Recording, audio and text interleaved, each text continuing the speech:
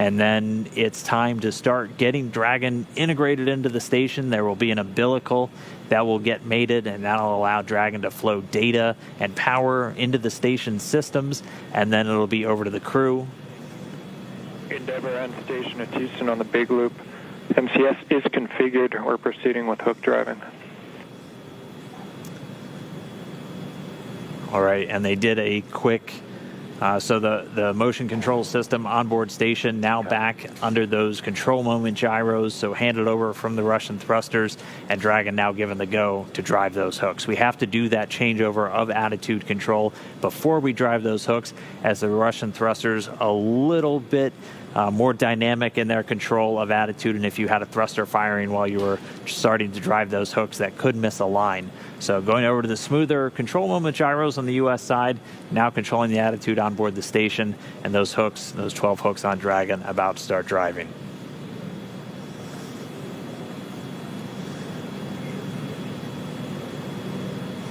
Right now, Dragon and ISS attached, just flying off the east coast of China, just underneath Japan.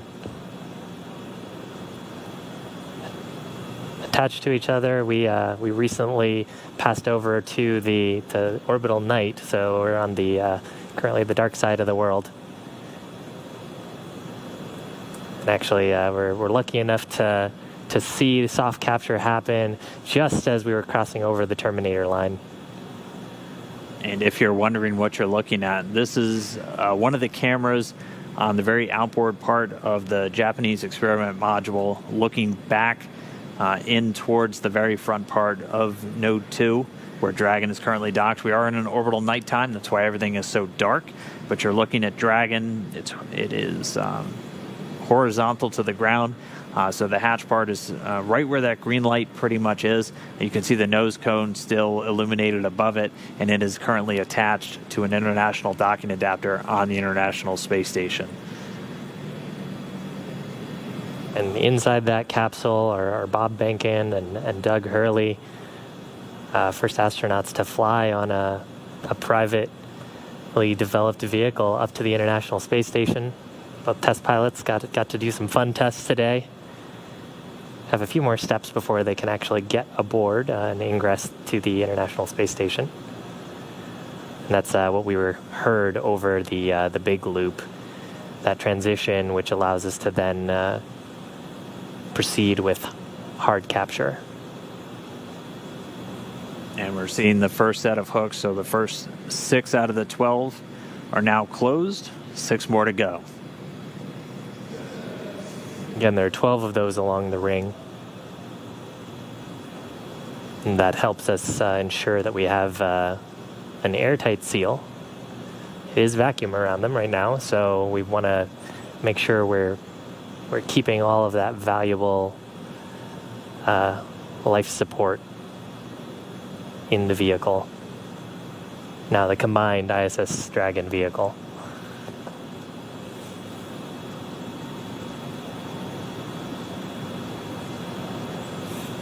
Meanwhile, inside the capsule, Bob and Doug also standing by for this hard capture to complete. And once we have that docking complete call, they'll be able to start stepping through a number of procedures to get them ready to move into the International Space Station. They'll get the go-ahead to doff or get out of their suits, and then they'll have some activities on the Dragon side to prepare for the hatch opening. Chris Cassidy will mainly be working on the station side to pressurize the vestibule. So as Shiv has talked about, the space between the Dragon capsule and the space station was exposed to vacuum, and even after this tight seal has occurred, we'll still be at vacuum inside. So we'll actually open up a valve to supply air from the station side into that space between the Dragon and station hatchways, and they'll get it up to the same ambient pressure that we'll have inside of Dragon and on the station itself. They'll wait for it to thermally balance out, make sure we don't have any temperature swings as we're bringing it up from vacuum, so probably from a very cold temperature up to about 72 degrees that they have in their cabin temperature on board the station. And then we'll get the hatches open. Dragon SpaceX, hard capture complete. Stand by for docking completion.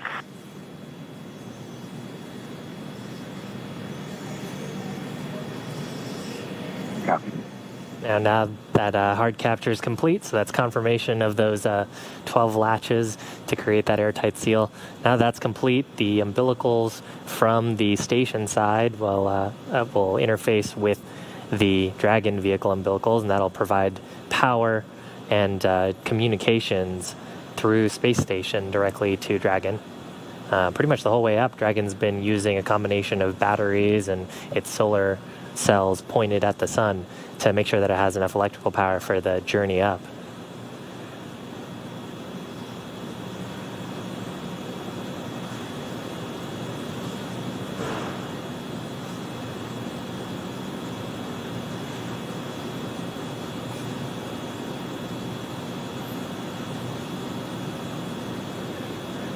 And we're just standing by now for that umbilical to get mated, and that's going to, again, as Shiv was just saying, start the power and data transfer between Dragon and the space station. They've been transmitting data through RF radio frequency on the way uphill, and during the final approach, this will give a hard mate, basically a wired LAN connection between the Dragon spacecraft and the International Space Station itself, and then also being able to draw power from the station systems using those great big solar arrays that are used to generate all of the electricity for systems on board the station.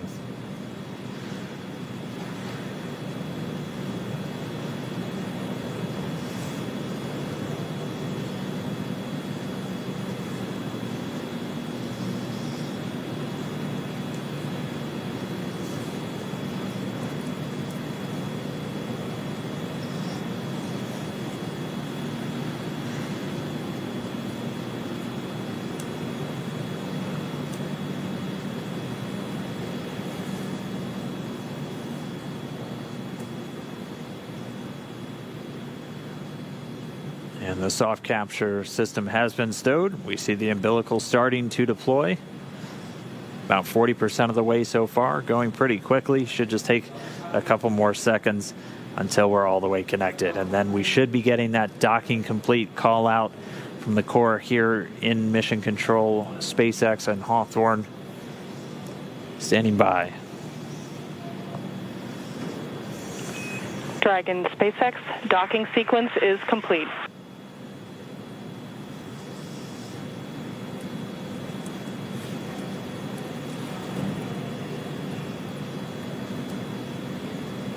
Dragon, we copy docking complete.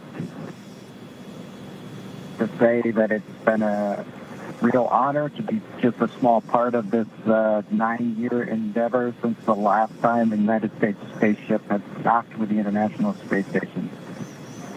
We have to congratulate the men and women of SpaceX at Hawthorne, McGregor, and at Kennedy Space Center.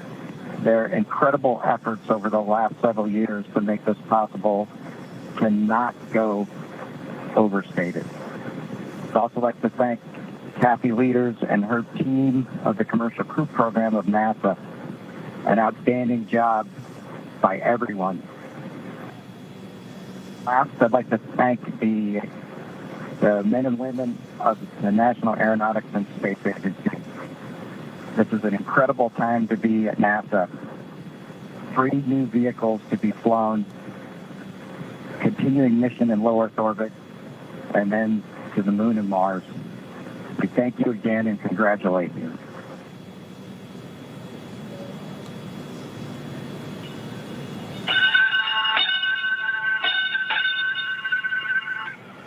Dragon arriving.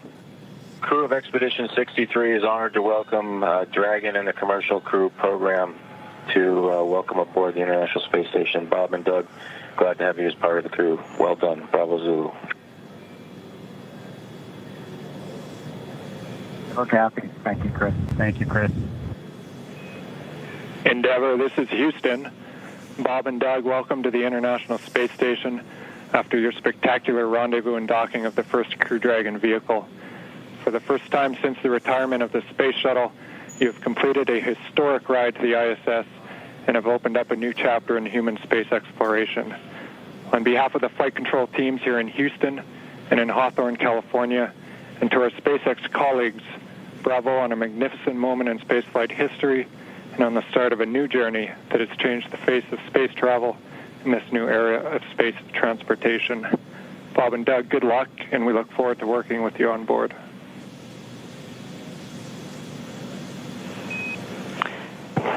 Dragon SpaceX, Bob and Doug, we here at SpaceX are honored to have been part of ushering in this new era of human spaceflight. On behalf of the SpaceX and NASA partnership, congratulations on a phenomenal accomplishment and welcome to the International Space Station.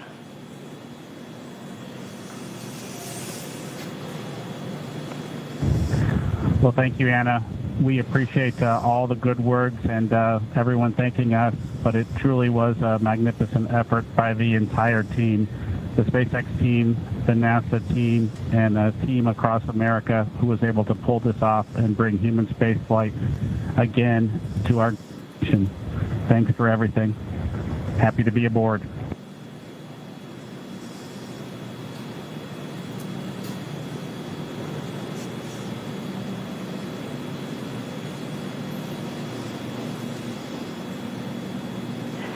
And Dragon SpaceX, with that, ground will be enabling hardline power and comm connection shortly. You are go to doff your suits per procedure 4.012. We will be configuring your video to go external shortly, and we have one request for Bob's suit doffing when you're ready to copy.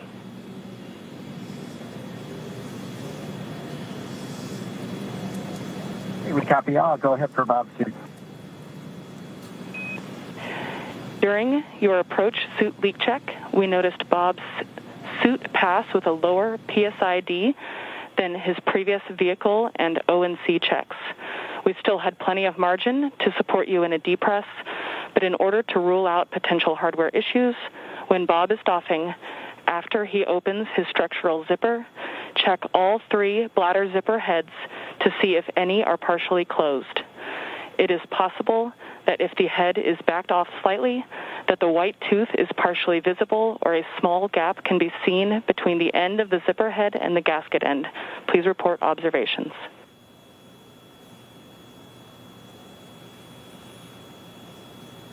Copy. Bob will take a close look at his zippers when he doffs, and he'll get doffing first, so we'll let you know as soon as we see something or if we see something. Great. Thank you so much.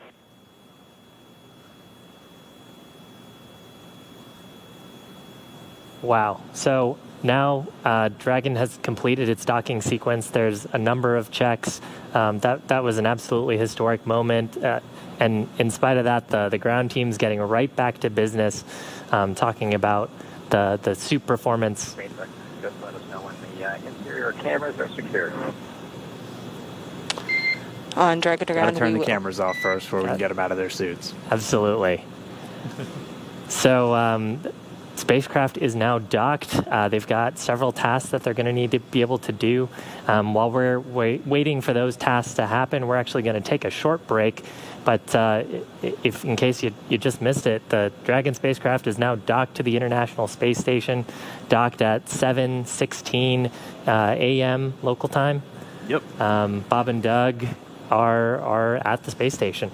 Yeah, they're there. It was just under a 19-hour journey from their launch to their docking, so pretty much right on what we were expecting. They got there a little bit early today, which was nice, as they were able to get through all those burns. But they're docked. It's going to be a little while. They have to do that vestibule pressurization, and then they'll have to do some leak checks. Dragon on Dragon to ground for Bob.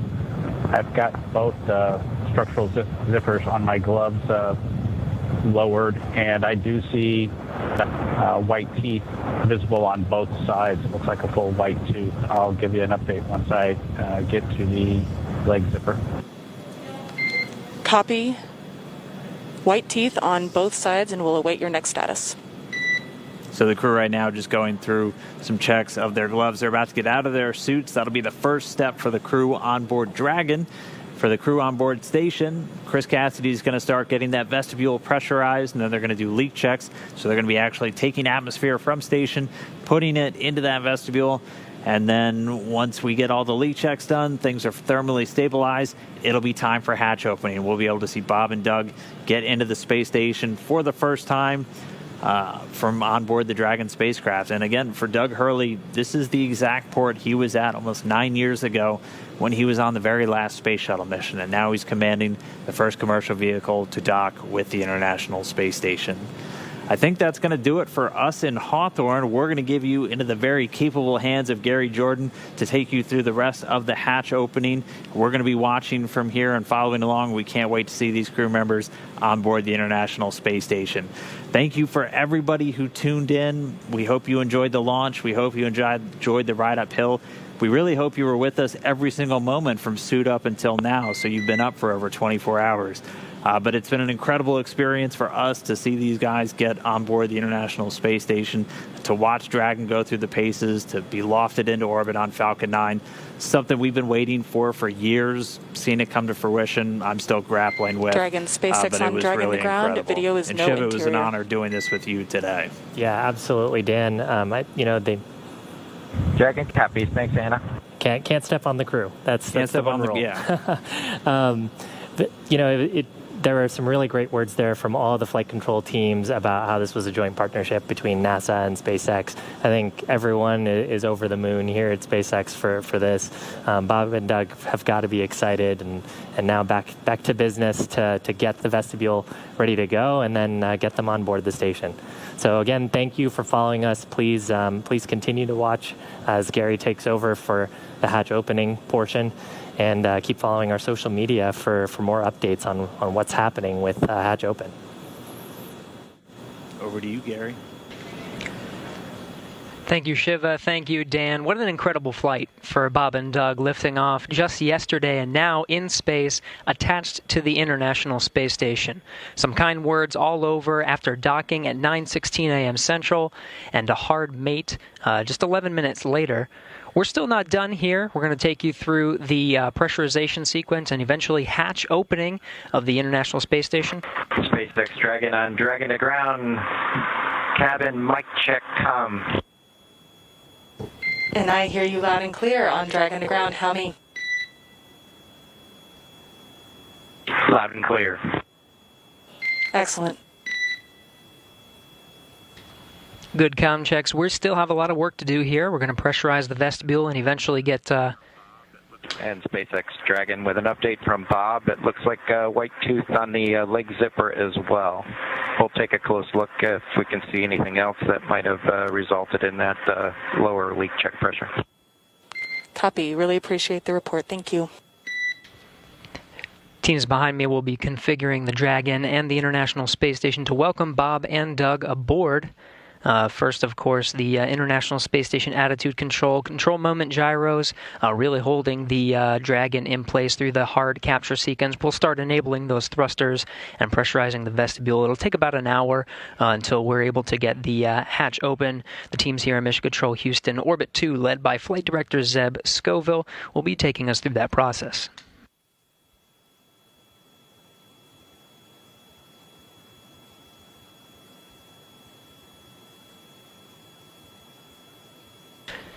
Aboard the International Space Station, Commander Chris Cassidy standing by in Node 2. Right in front of that is the pressurized mating adapter. He recently opened up the hatch to introduce some of the station air and mix it, get a nice mix in there, avoiding some CO2 pockets. That hatch you see just beyond Chris Cassidy there is normally closed. He was able to open it a little bit earlier today, mix some of that cabin air, and get rid of those CO2 pockets, make sure it's all clean and ready for Bob and Doug. He closed it shortly after just to make sure no FOD or foreign objects, anything were to float in there that would inhibit any hatch opening process today. One of the next milestones for Chris Cassidy will be to open up that hatch. He's got some cameras you see placed within that node. We'll get some good views of the hatch opening and welcoming Bob and Doug here in just about an hour.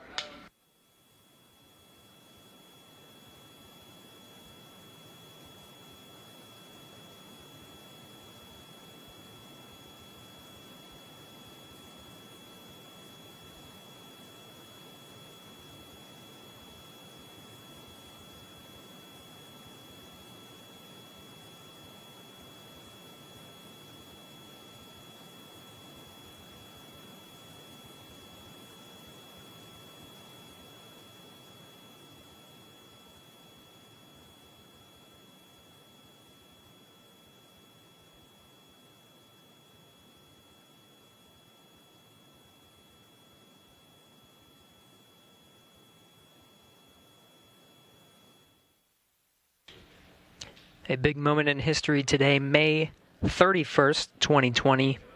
Just on the other side of that hatch, Bob Behnken and Doug Hurley have successfully arrived at the International Space Station. Still a couple of milestones to get through. Before we can open up that hatch, it's going to take some time. First, pressurizing the vestibule in between the station and Dragon. We'll bring that up to pressure. It's going to take some time for that pressure to stabilize. Of course, the temperature within that vestibule causes a little bit of swing, so we'll just wait for that to pressurize or to stabilize before opening up that hatch. Here at Mission Control Houston, Flight Director Zeb Scoville welcoming the director of the NASA Johnson Space Center, Mark Geyer. We'll have a few other VIPs here in the room to welcome Bob and Doug once they get through that hatch.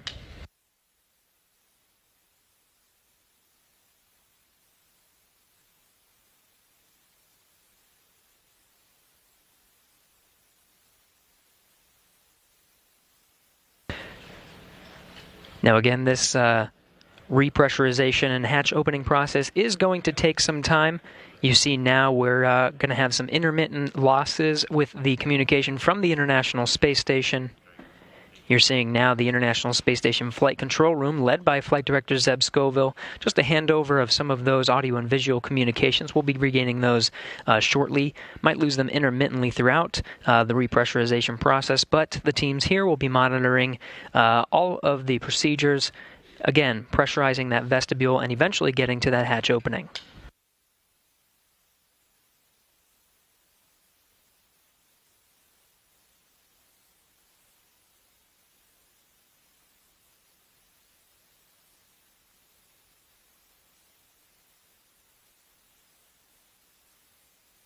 From right to left there, seated, you see Flight Director Zeb Scoville. It was he who was leading the teams for both the launch of Bob and Doug over at the Cape.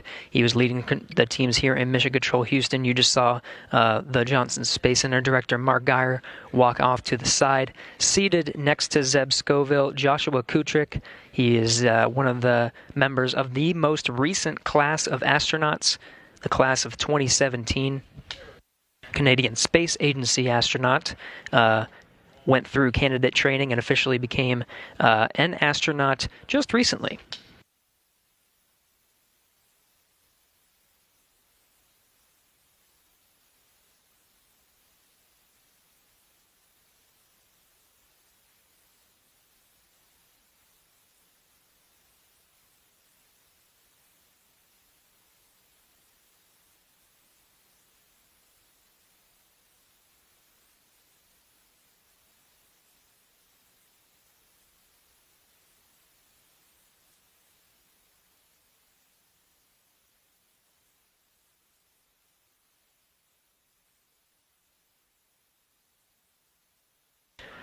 Again, a few milestones to get through to that hatch opening. First, the International Space Station attitude control has been successfully switched from control moment gyro only control, enabling some of the thrusters on the International Space Station. We also just received word that Dragon is successfully receiving power. Ground ISS power connection has been established.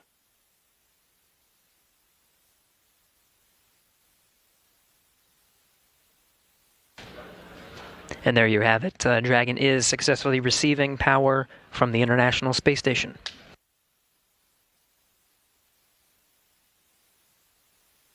And Dragon copies on Dragon to ground that power has been established. Just let us know when we should make a hardline comm check. We will, Co. Thank you.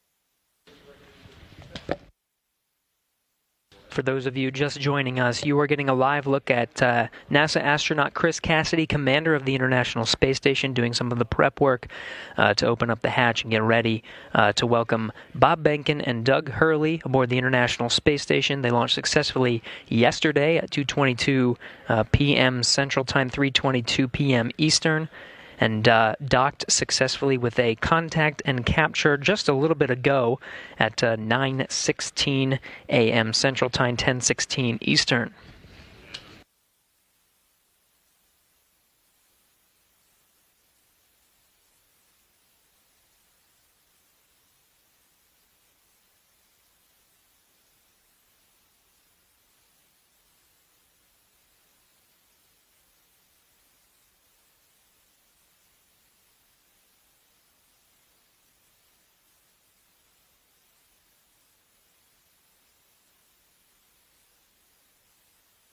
Now, some of the milestones to get that hatch open have already taken place. First, attitude control. For some of the docking sequence, for the initial contact and capture, attitude control was on Russian thrusters. That was moved to control moment gyros for hard mate, making sure that everything lined up and we got those ready-to-hook indicators green before driving those hooks. The attitude control has since been switched to enable some thrusters on the International Space Station. We did get confirmation of good power being delivered from ISS to the Dragon. Next will be to test some hard line communication between Dragon and the International Space Station.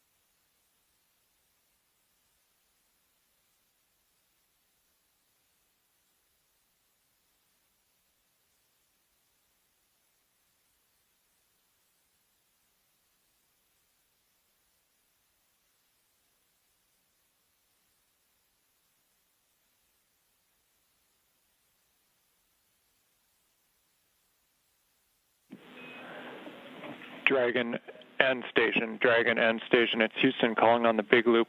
We're prepared and getting ready to transition the comm system to hardline, at which time we're going to do a couple comm checks. We just want to make sure everybody's on board with that and aware. So Dragon first, maybe let me know if you hear this and if you're go with that plan.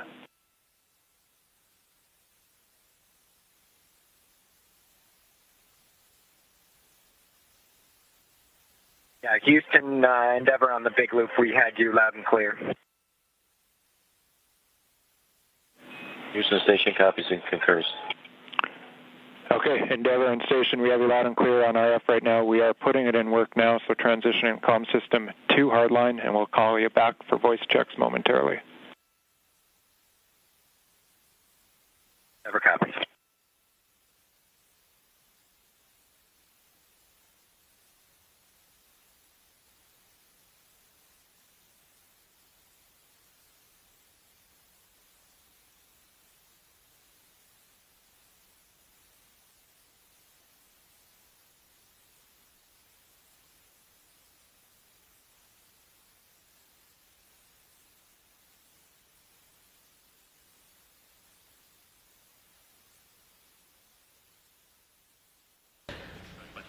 This is Mission Control Houston. The voice you just heard was Capcom Joshua Kutrick from here in Mission Control Houston, relaying through the big loop that's integrated communications with Dragon and the International Space Station, just taking us through those procedures until we get to hatch opening.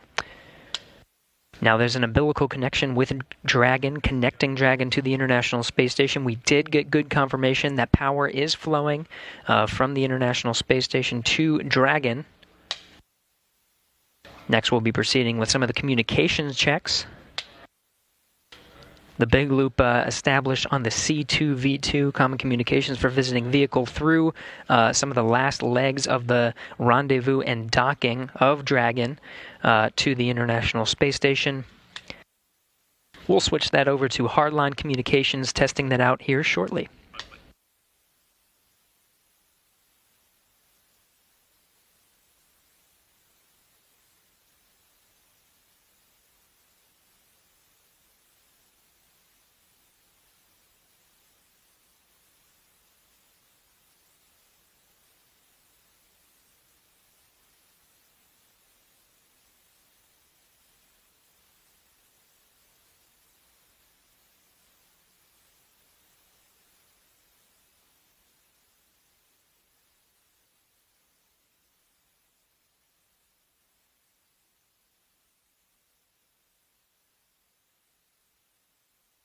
We're going to get some good views of station today. You see Chris Cassidy working inside Node 2. Just on the other side is the hatch. That hatch is separating between the International Space Station and the pressurized mating adapter. One more hatch to go after that. That hatch opens up to the Dragon hatch with Bob Benkin and Doug Hurley on the other side. Just surrounding Chris Cassidy from this view, you can see a series of cameras. We're going to get some great views from Node 2 there on the left, a couple high-definition cameras. On the right, a 360 VR camera. Part of an initiative to engage viewers and provide views that from the International Space Station that have never been seen before. We'll get to see some of those 360-degree views later after they're configured and stitched on the ground, now being recorded during this historic moment today, May 31st, 2020.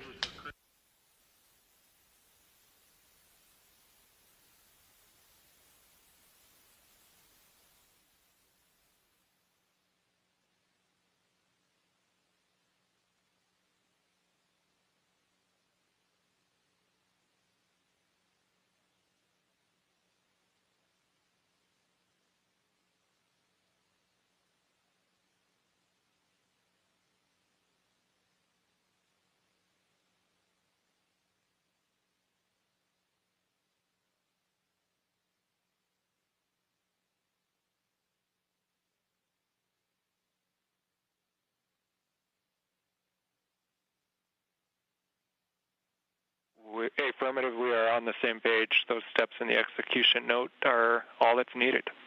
In work.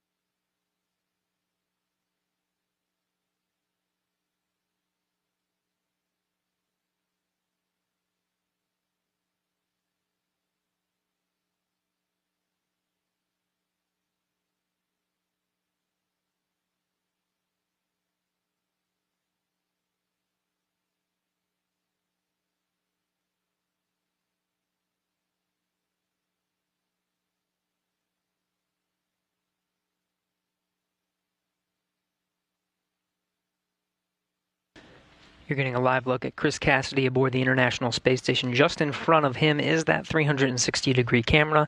He's got cameras situated all over Node 2, pointing right towards that hatch. On the other side, we'll be welcoming Bob Behnken and Doug Hurley after pressurization of the vestibule, and we'll start beginning hatch opening after that.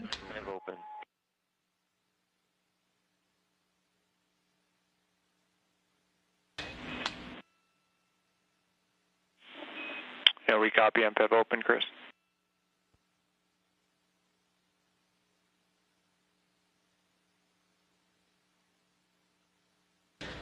Another handover of communication from the tracking and data relay satellites, providing video and audio communication from the International Space Station, now integrated with the Dragon power. Still looking towards some of those hard-line communication checks. Again, we'll lose communication intermittently as the International Space Station flies 269 statute miles. Station Houston on 2 for Chris. We're go for open on the Node 2 forward hatch.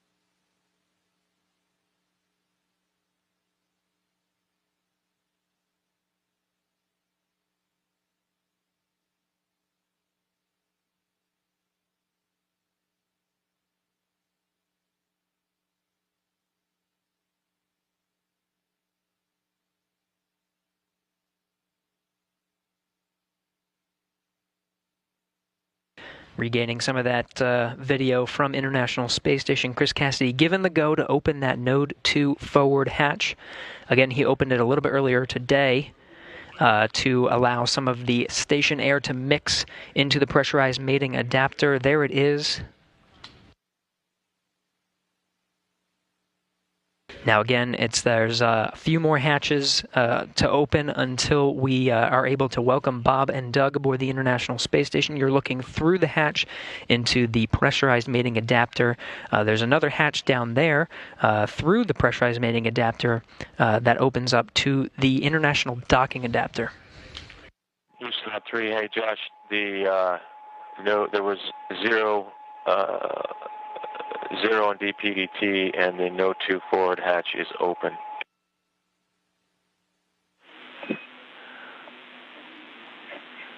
And Chris, we copy Node 2 forward hatch open. We concur your go for the next yellow activity. That's your 1515 activity. It's step 2 in 2.102 Crew Dragon ISS arrival through hatch opening. Basically, you're going to cycle the 8-pass equalization valve. And Dragon SpaceX on Dragon to ground, if desired, reference procedure 4.400 to monitor vestibule pressurization.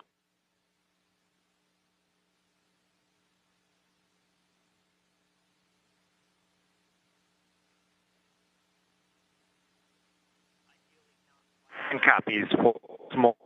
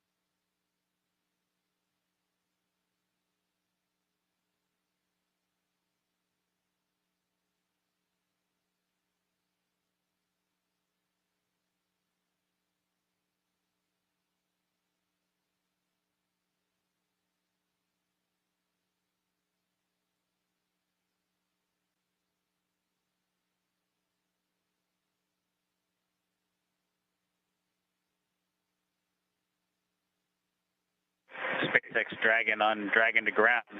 For 4.012, we've completed up to Section 5, and we've got a timer started for 1 hour. Copy, completed through Section 5, and your suits are drying, and you have started a timer for 1 hour. With that, do we have your permission to come back on board?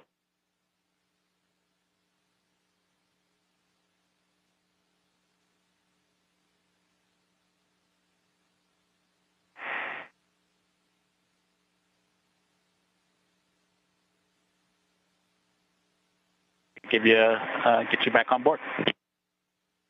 We copy. We are go to come back on board.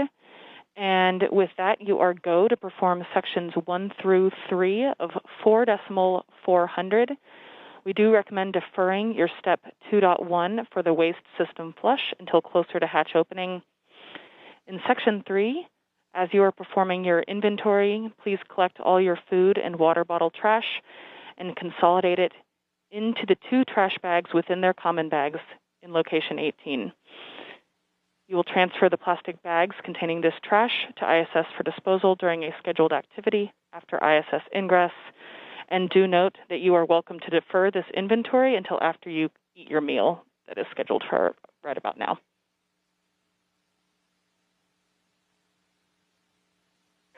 Okay, Anna, if you could give us 5 minutes before you guys come back on board, we do have some clothing config to complete. Understand we've got to go for sections 1, 2, and 3 of 4.400, and we will consolidate our trash into the bags provided in location 18. And we'll defer the docked waste configuration, section 2 of 4.400, until it gets closer to hatch opening. Station, we copy 1507. We copy, and we will wait 5 minutes before coming on board, and we'll check with you before we do so if we don't hear from you first. Copy, ready.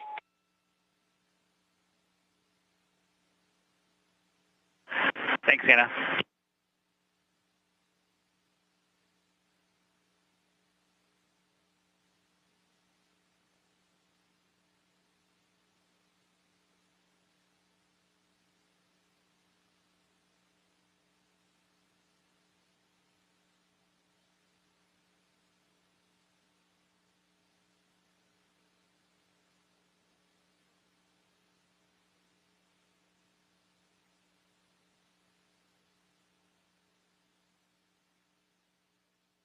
This is Mission Control Houston. You're listening to crews on board the International Space Station and Dragon prepare for opening the hatch. You're seeing Chris Cassidy aboard the International Space Station already opened the hatch to the pressurized mating adapter just below that hatchway you see at the center of the screen here. On the other side of the hatch is the hatchway to the International docking adapter. On the other side of that, the recently docked Crew Dragon. Vestibule pressurization is underway. This will equalize the pressure between Dragon and the International Space Station. Once it does come up to pressurization, it will take some time to equalize that pressure because of the temperature difference in the vestibule. Just take some time to stabilize. Dragon, Endeavor, it's Houston. Calling you on hardline now for a voice check. How do you read?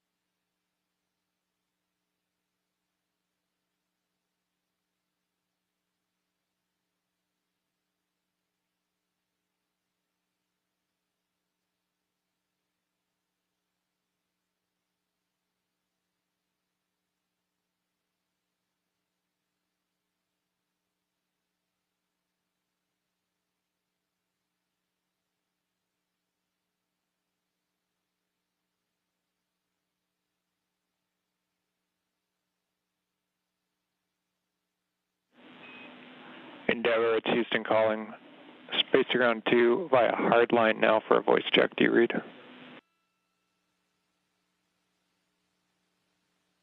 Houston calling. Dragon FM voice check. How do readers?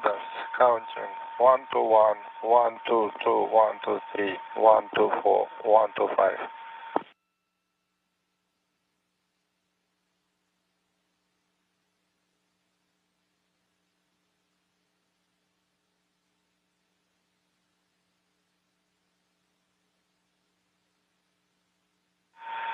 Houston station, Space to Ground 2. And Station Houston on 2, Anatoly, we hear you loud and clear. We're going to swap a couple minor things here and try Dragon again. We're still trying to get calm with Dragon. Standby 1. Dragon again. Dragon FM voice check. How do readers? Counting 1 2 1, 1 2 2, 1 2 3, 1 2 4, 1 2 5.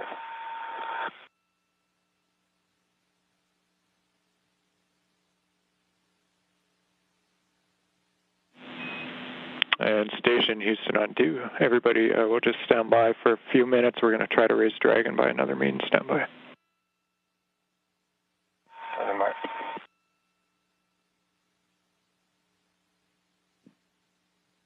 And Endeavour, it's Houston calling on Dragon to Ground 1. We're trying to reach you via hardline. Just not sure if you're receiving it or not. Let us know at your convenience.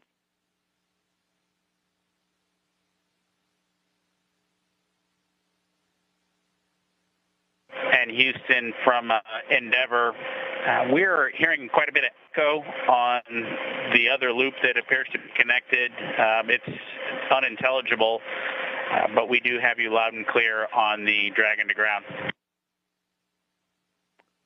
And Endeavour, Houston on Dragon to Ground. Thanks for that. Very helpful. We'll take a look, and we have you loud and clear on Dragon to Ground as well. So we're gonna continue to work it and try to give you a call back in the next few minutes on hardline.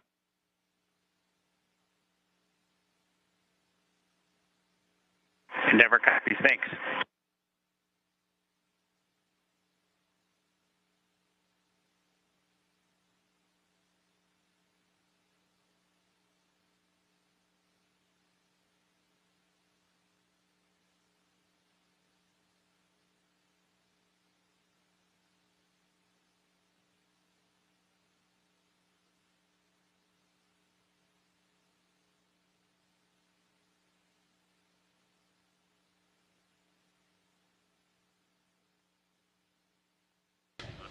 This is Mission Control Houston working through the steps to pressurize the vestibule. We did have confirmation that vestibule pressurization was underway. We do have power flowing from the International Space Station to Dragon after it docked for a contact and capture at 9:16 a.m. Central Time, 10:16 a.m. Eastern, just earlier this morning.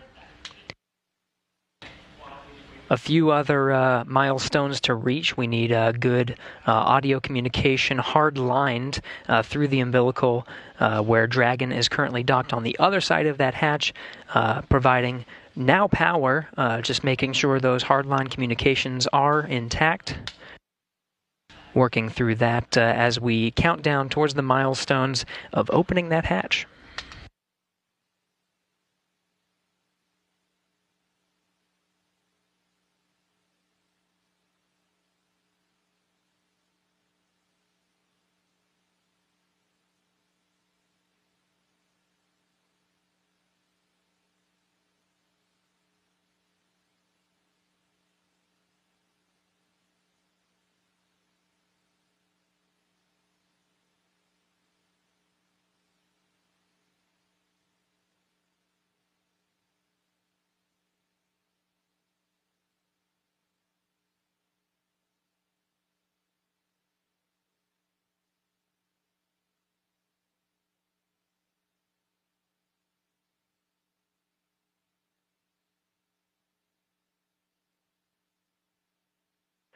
SpaceX Dragon on Dragon to Ground.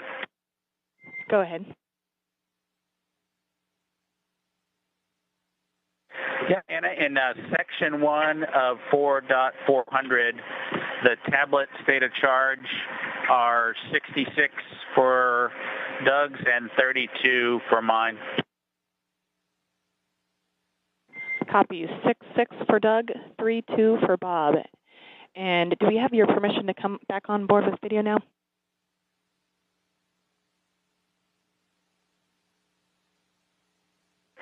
Yeah, go ahead and come on board. We just may have to take it down at some point, as you might imagine, but come on board. Sounds great. Thanks.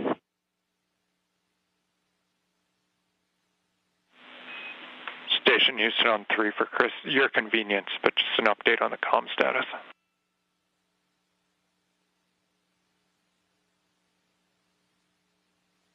Yes, sir. Go ahead. Chris, you've probably been able to tell we've run into some minor issues trying to get hardline established, so we're working that here, and we're going to be reattempting the comm checks as soon as we think we're go. I'll give you a heads up on that. And then regarding stuff, just get aheads. I was going to pass along to do the teardown from steps 3 and 4 in the approach monitoring, but I just saw it go gray, so have you done that already?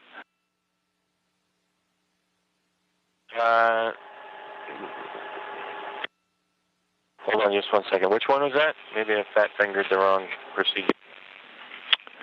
Yeah, no, it's subtle. So it's in the execution note for Dragon approach monitoring. As we were monitoring Dragon earlier in the day, down in the execution note are the teardown steps. I'm here in the cupola right now. I'll take care of it. It's not gray, but momentarily it will be. Sounds good. And I'm also hearing on that we have done on the ground steps 1 through 4, so it's just 5 and 6 left for you in that teardown procedure.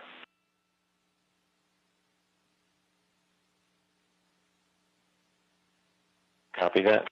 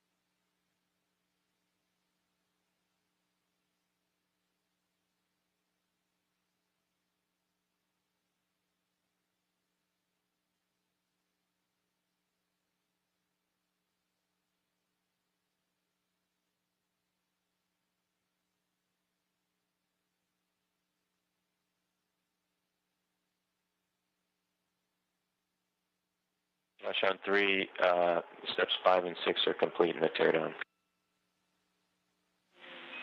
Copy, Chris. Thanks for that. And just about to hit the button and reattempt the hardline checks with Dragon.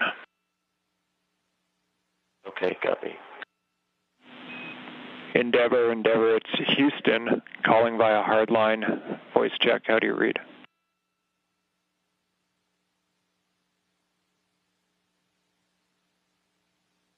On station, say again.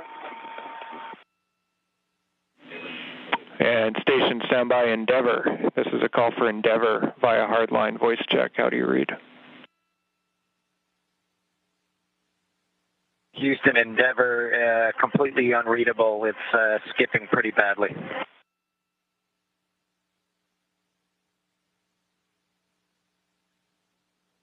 And Endeavor, it's Houston on Dragon to ground. We heard your reply loud and clear. Understand we're still broken. We're working it. Thanks for the patience.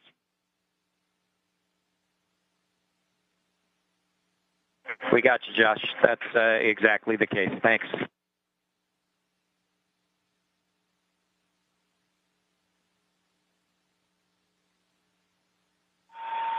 Dragon Sam, voice check. How do you read me? Counting 1 to 1, 1 to 2, 1 to 3, 1 to 4, 1 to 5.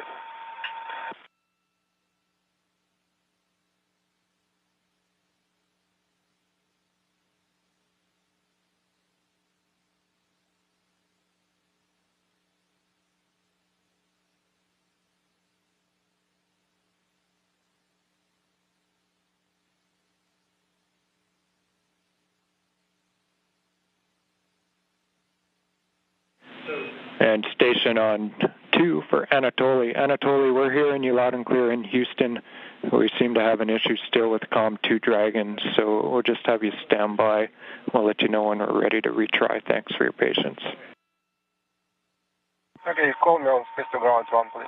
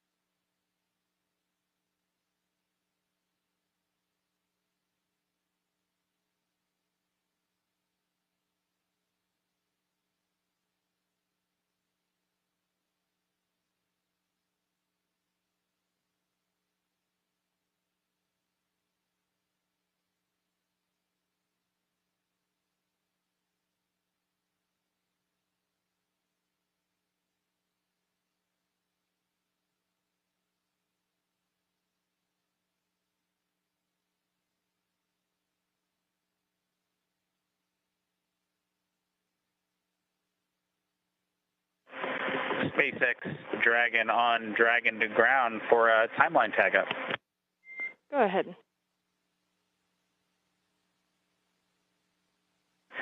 Yeah, Anna, we're managing the collection of the used water bottles and other items as well as our meal, and just looking to understand a little bit better how closely we're to hatch opening or another timeline milestone. We're kind of running to the end of the tablet here with meal 5 that started about,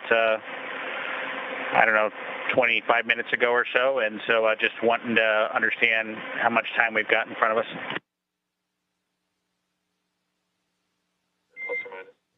In Dragon SpaceX, we estimate we are about an hour to Dragon hatch opening.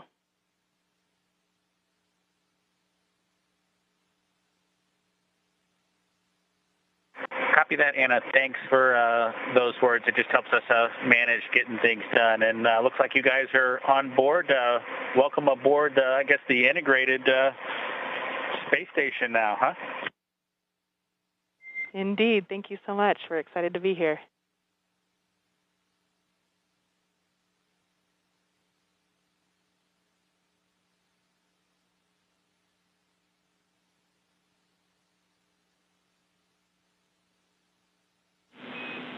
Endeavor, Houston calling over hardline for a voice check. How do you read us now?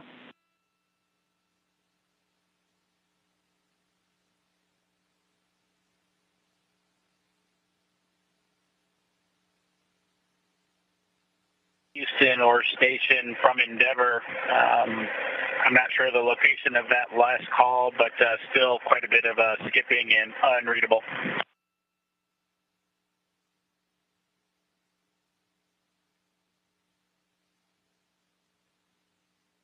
And Endeavor, it's Houston, loud and clear on Dragon to ground. We heard your response, so we're in the same situation. We're hearing you, you're not hearing us. We have one more troubleshooting item that we're going to put in work now, so we'll give that a try and then maybe call it for the day. We'll let you know.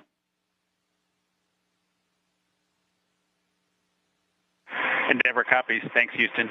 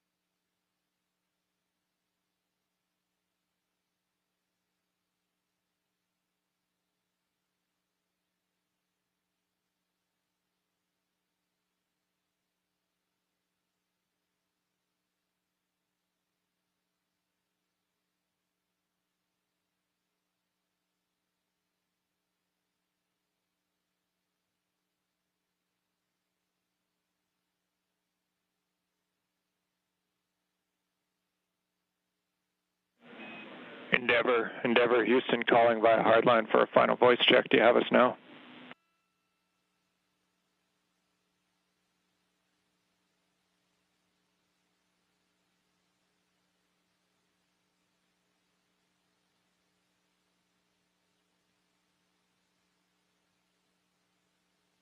Houston, Dragon on the big loop, that was an improvement, but it's still completely unreadable.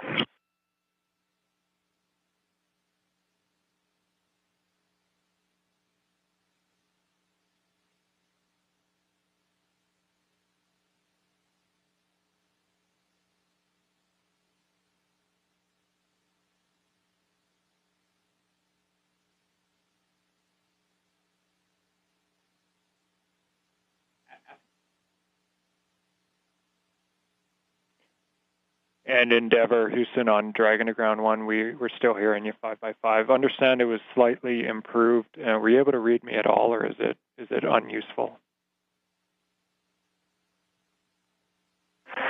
Yeah, it was a slight improvement, but it's still unintelligible, almost every word. There was maybe one word that you could have sort of figured out, but that was about it. Okay, thank you for the feedback.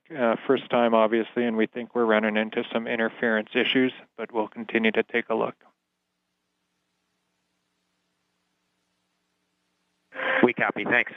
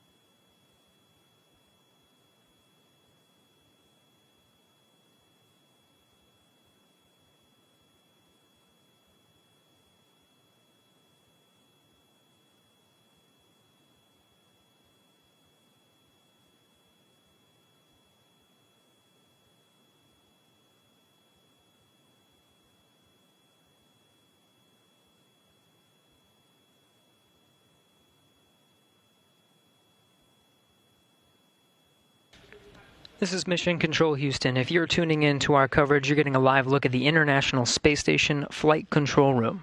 You're hearing a lot of communications from the International Space Station, both from the space station side over space to ground, NASA astronaut Chris Cassidy, International Space Station Commander,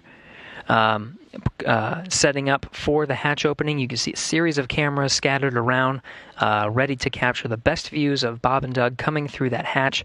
We did get confirmation just shortly that we did have good pressurization of the vestibule.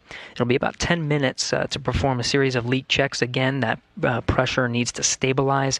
The thermal conditions make it swing just a little bit, so just waiting for that to stabilize before those leak checks are finalized. That underway within the next 10 minutes. We do have communications settled in the hardline connection between International Space Station and Dragon. You can see from the inside of Dragon now, the crew doffed or took off their suits, just getting a few things packed up before they eventually open up the hatch after that pressurization is equalized between Space Station and Dragon.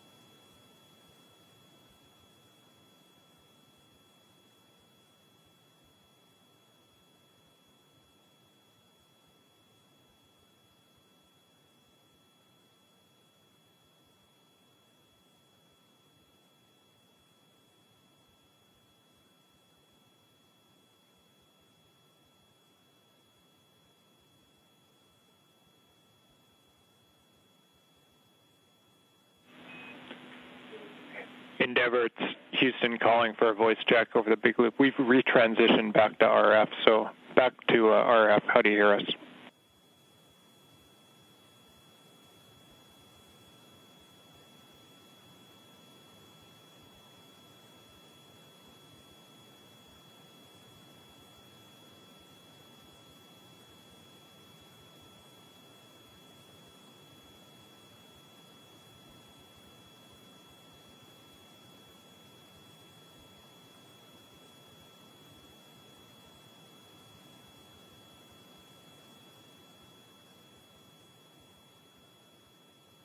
Houston Dragon on the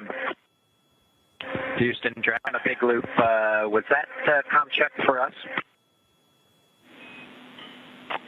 Yeah, affirmative, Endeavor. It's Houston. We transitioned back to RF because we still had the interference over hardline, so we're back on RF now and just want to make sure we had you.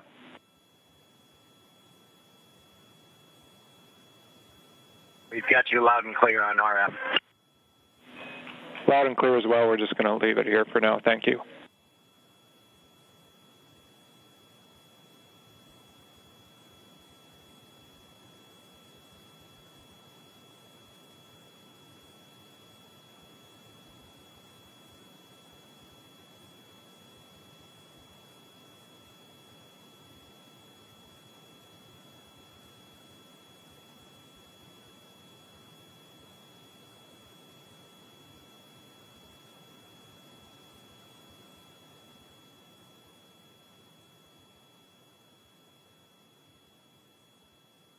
Here's a live look from inside the Crew Dragon. You're seeing Bob Behnken and Doug Hurley just preparing the inside of Dragon. They have doffed or taken off their suits.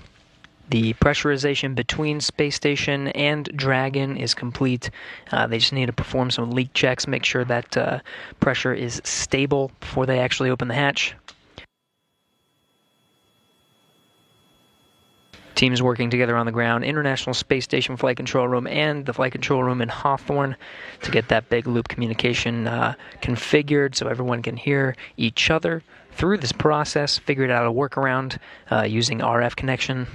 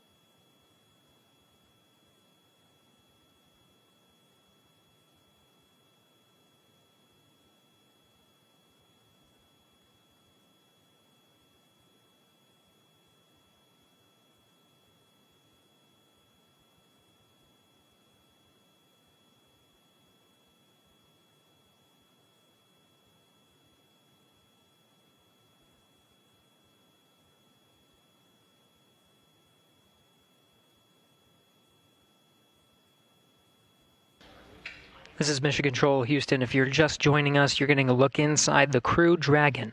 That was Bob Bankhead seated on the right side, the pilot seat, or the Joint Operations Mission Commander seat for Demo 2.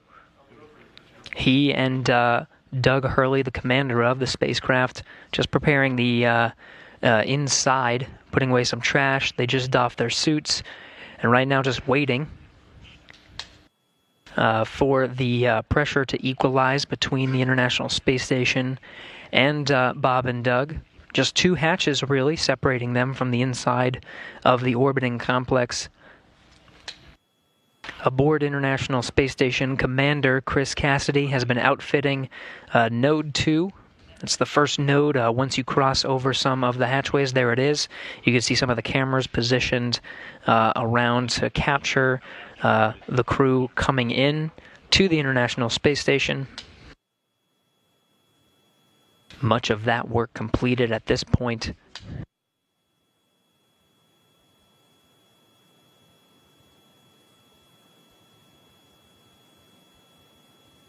Really, at this point, just waiting for good leak checks between Station and Dragon.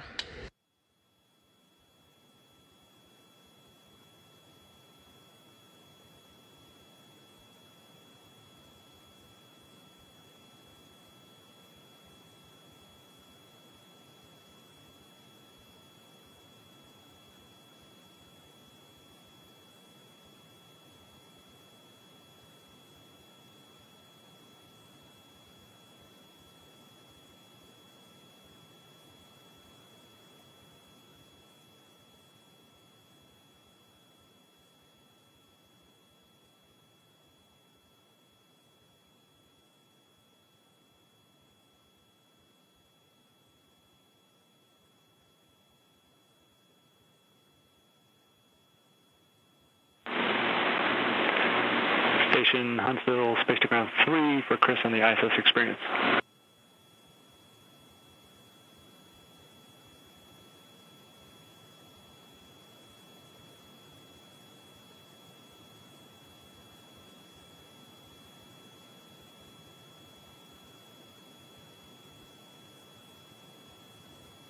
Right on 3.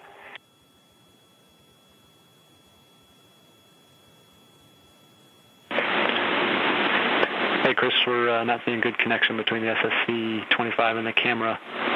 We're coming up on a handover, but they're looking for a reboot of SSC-25. Reboot 25, copy. SpaceX Dragon on Dragon to ground for inventory. I am here and ready to copy.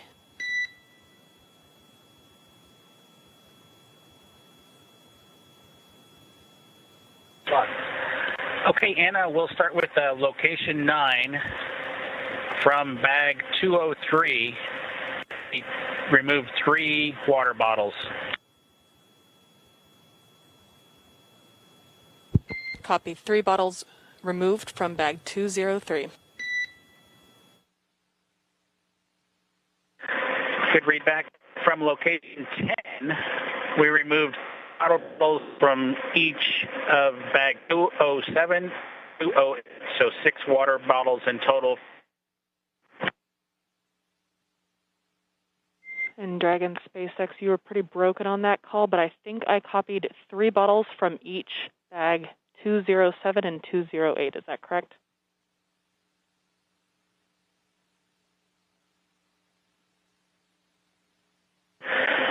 That is a good read back, Anna. I copy.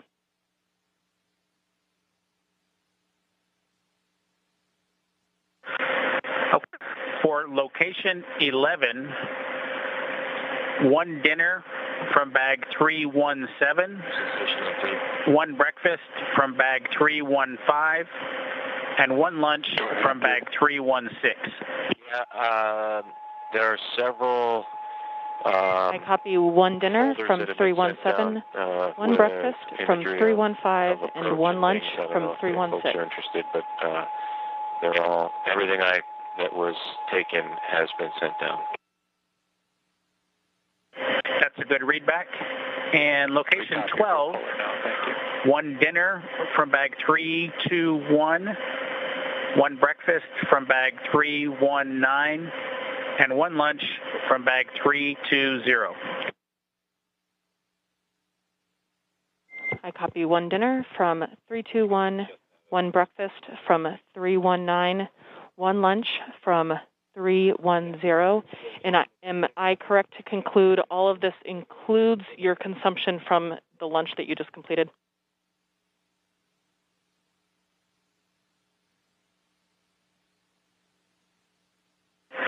That's correct, Anna. We've finished eating, and the lunch we just completed is a good complete list of what I've read down to you so far.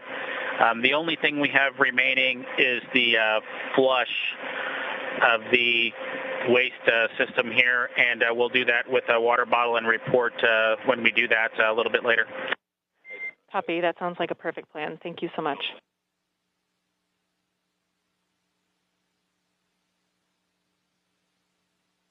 Okay, with that, that's the extent of our inventory. All else is per the packing plan. Copy all else from per the packing plan.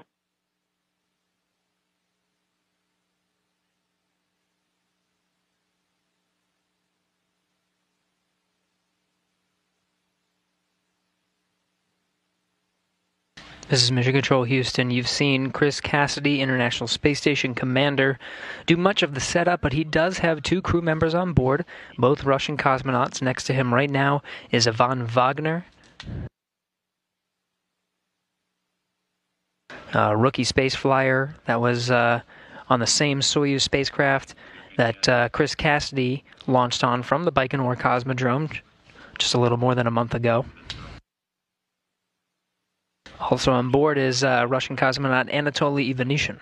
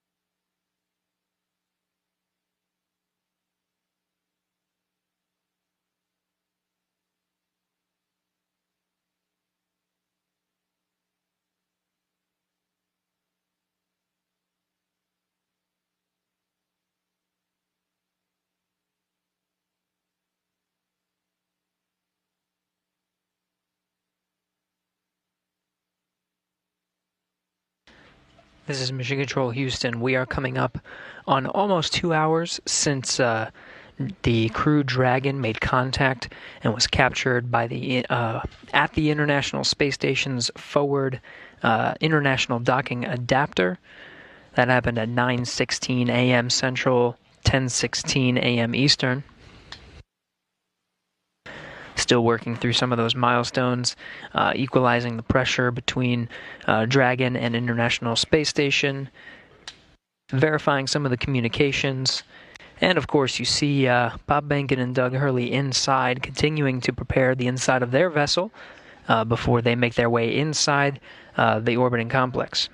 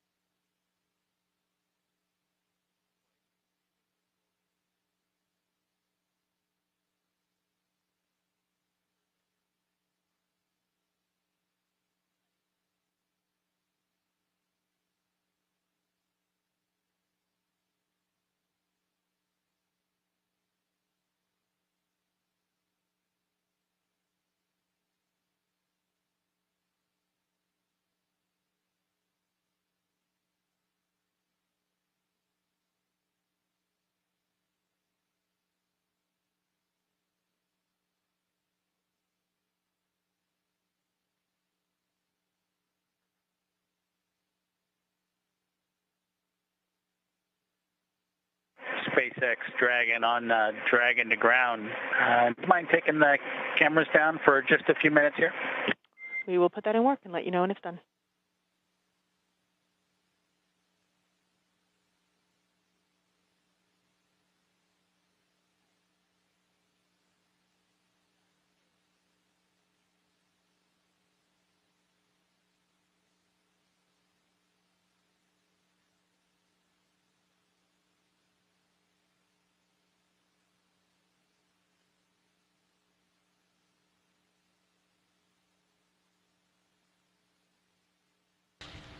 This is Mission Control Houston. You heard the call from Bob Behnken, Joint Operations Mission Commander of the Demo 2 mission, taking down some of those video feeds. We're still waiting for some of those milestones to pass before actually opening the hatch. The Dragon crew continuing to get themselves ready before opening the hatch. Chris Cassidy on the other side, just preparing some of the camera views, making sure everything's set there, done even a little bit ahead of time. We do have confirmation that there is a good data connection path between Dragon and the International Space Station. Some of those checks underway next.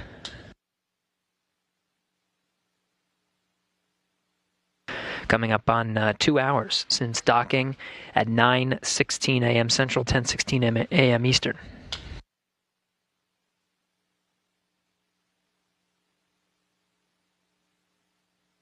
Space Station on 3. The SSC's been rebooted. Any success? Hey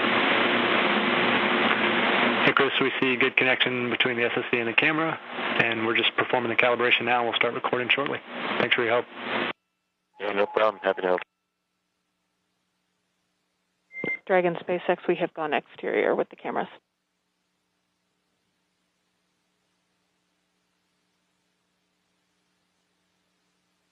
Dragon copy, thanks.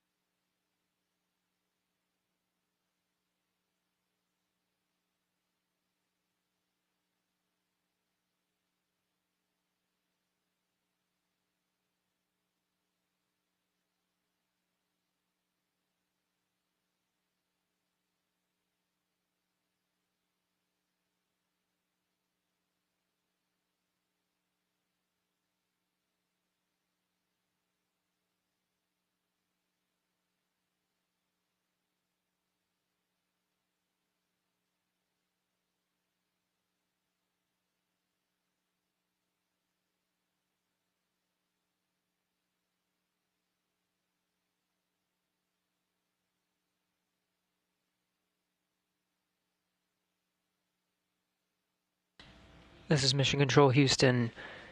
Again, you're getting a look at the inside of the International Space Station. That's NASA astronaut Chris Cassidy, commander of Expedition 63. Continuing to get some of those cameras configured for hatch opening. Many milestones already passed after docking at 9:16 a.m. Central, almost 2 hours ago at this point.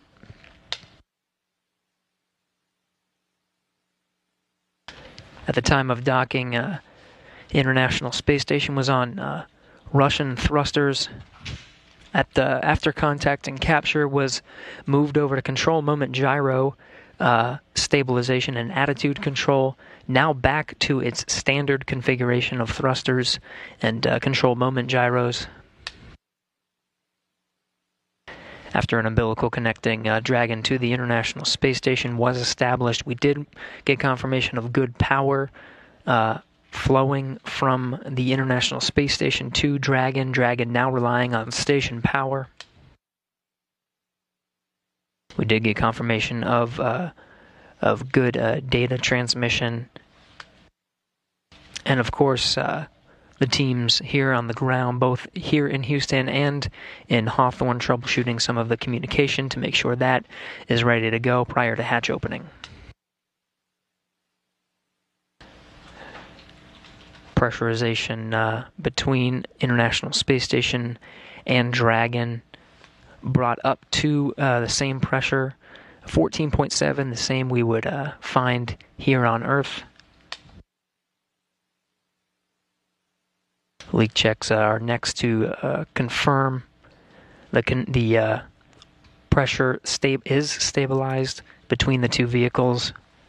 You see the hatch just on the other side of Chris Cassidy there. That's the hatch to the pressurized mating adapter. There's two more hatches once you go down that hatchway. One is to the International Docking Adapter, and the other is the hatch of Dragon itself.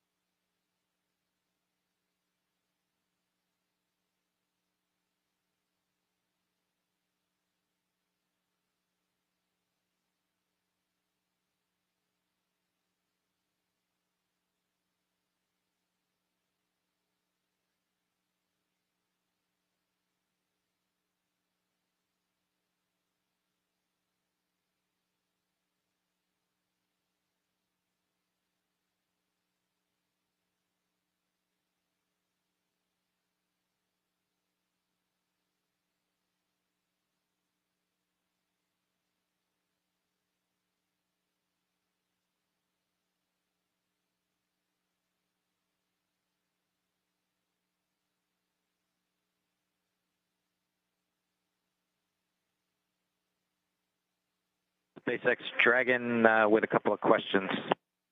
I am here and ready to copy. Hey, Anna. We show about an hour and 11 minutes since we started drying the suits, just to let you know that. And then the other thing is we can put 4.400 section 2 in work if you think we have some time before we get the hatch open. We copy. You are go to stop drying your suits and turn off that suit fan at this time. Let me get you words on that waste system flush. Copy. We'll shut the suit fan off now.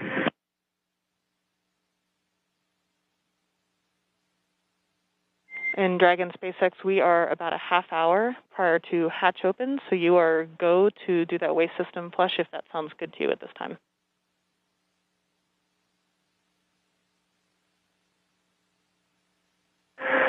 Okay, we may give it a few minutes. If it's going to be 30 minutes until hatch opening, we may want to use it just one more time. So, yeah, we may hold off for another 10 minutes or so. But let us know if anything changes. Otherwise, we'll do it then. Totally reasonable. Sounds like a good plan. Thanks. And Dragon, Houston, on Dragon 2 ground, we're still working comm issues. We're going to take down the big loop now. We'll maintain you on Dragon to ground. We'll call you when we have hardline back in place. Stand by 1 second. Chris. Dragon copies, Houston. Thanks. Go ahead, Chris. Sorry, I was talking to Dragon. Yeah, no problem. Hey, I'm just looking ahead at the PAO event, and I know it says video through the node 2 and space to ground 2 up and down. It would only take me about 1 minute to change back over to the encoder and go do comm the normal way that we do PAO events, if that's something that's preferred. It really is super fast, and I can get you that way in that config real quick if you need it. Later. Copy, Chris. Yeah, copy. Thanks for that. We'll offer it up, and I'll let you know if we want to go that way. Copy. Obviously not urgent or important, just throwing it out there.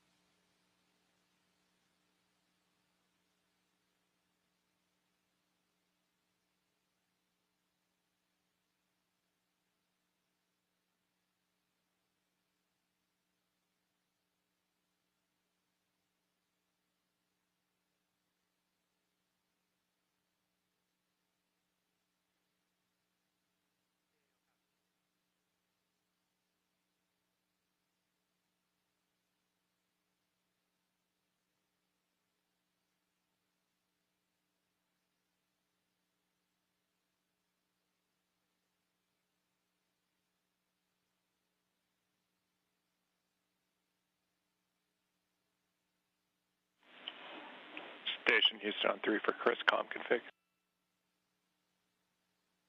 Go ahead. We just wanted to clarify from your last comments. We show it as being in the standard config, whereby you're going to be coming down over the camcorder HD mic, and we'll be going up over space to ground 2, and that's what we're intending. Did you maybe just? We might have missed your intent in your previous remarks. Is that what you had in mind? No, I had, like we do all other PAO events, we talk, we hold the handheld microphone that is going through the clip-on mic transmitter to the clip-on, through the camera, and then the audio comes down through the encoder. That's how we typically do PAO events, so I could go back to that config if you need, super fast, or if you want to do it this way where we're talking on space to ground 2, that's fine too. I don't care. Just throwing it out there because it's different than we normally do PAO events.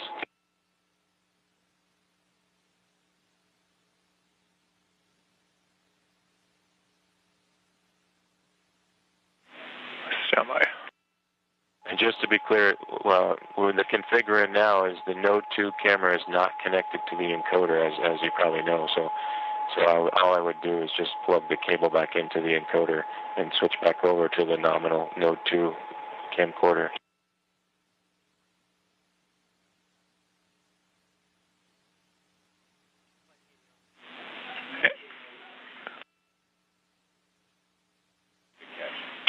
And Chris, that is clear. The camera needs to be plugged into the encoder.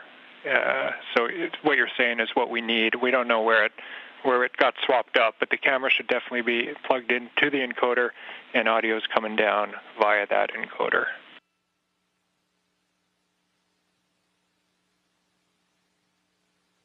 Okay, so yeah, we'll just use it on the. I guess what I was thinking is going back to one without a battery and not be dependent on the battery, and going back over to the nominal cable, which includes power.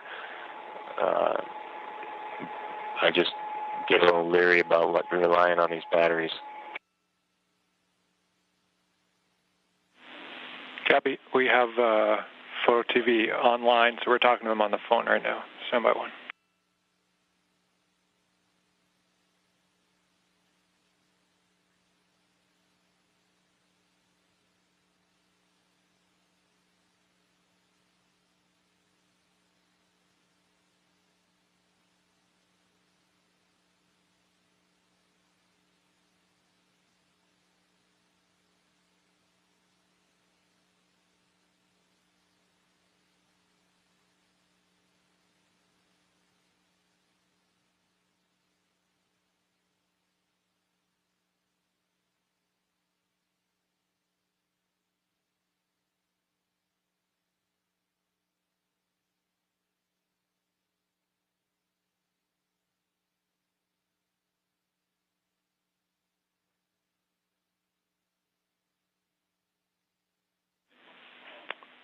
Station Houston on 3 for Chris.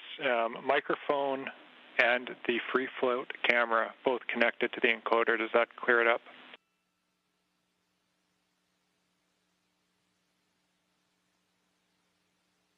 Okay, copy all. You want the free float camera, and we'll use the handheld microphone through the ATU. Copy all. No problem. I think I'm not communicating. No pun intended. But I think we're in a good config now, and I won't swap over to the nominal Node 2 camera.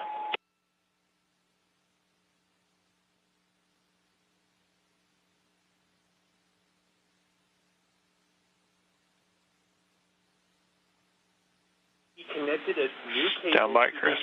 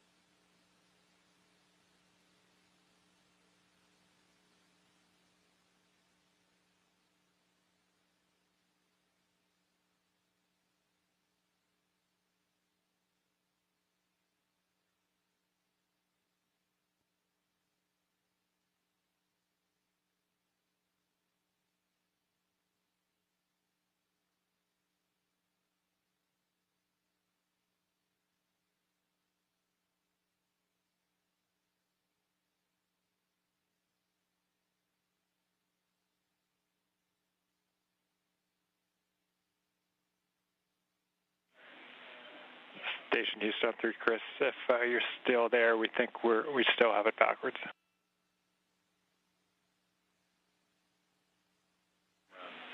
So I see you look. Yeah, I see in the video now. So we still have PAO on the line. Sorry for the confusion, but I think this much is clear. This morning, we moved cameras, we swapped the cameras that were connected to the encoder. What we want now, we're getting video from the free float camera through the encoder, so that's good. We're seeing it right now. What we need, just relaying here, is your lapel mic. That has to go through that new free float camera, so that your mic connects to the free float camera, and then that audio comes down through the encoder. Does that make sense?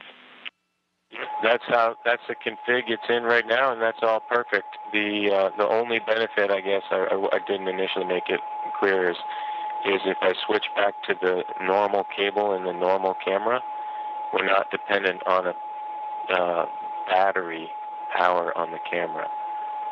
I just am worried that throughout this whole event, we're gonna that all of a sudden the battery's gonna go out. I go back to the nominal. SpaceX Dragon on Dragon to ground.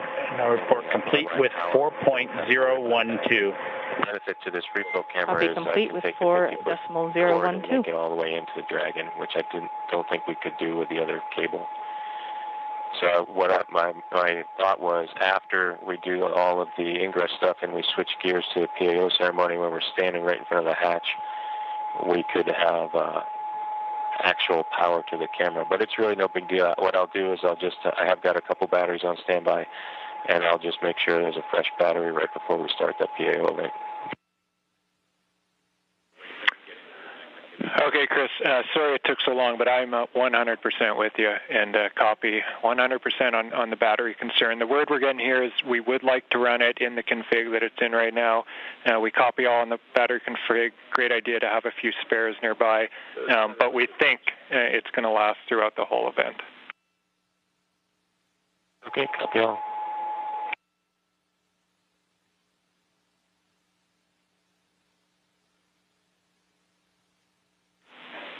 And Station Houston on 3 for Chris. With that out of the way, you have a go when able for your 1615 activity. 1615, that's your go for steps 3 and 4 in 2.102 Crew Dragon ISS arrival. Okay, 1615 activity, in work.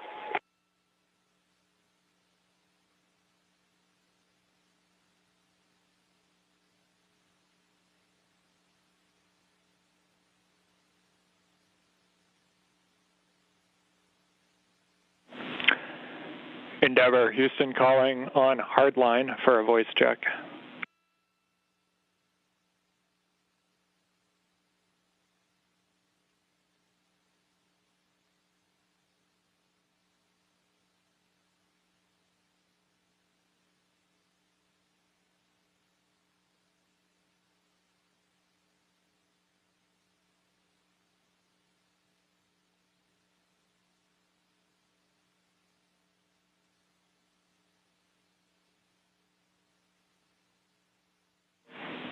Endeavor, Houston calling via hardline for a voice check.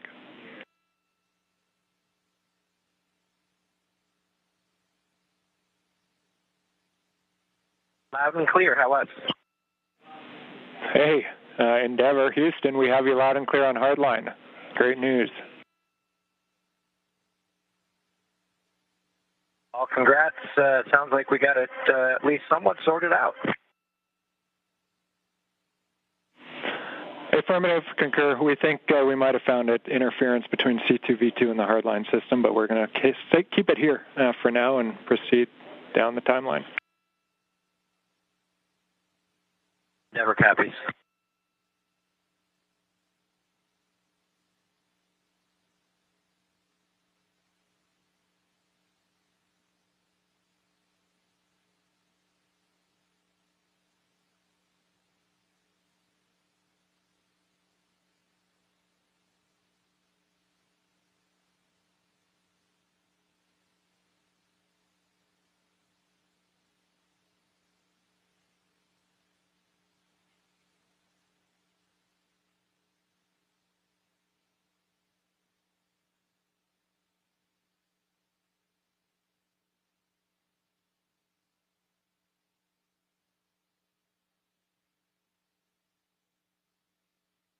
Houston on 3, hey, can you back me up on the PDT?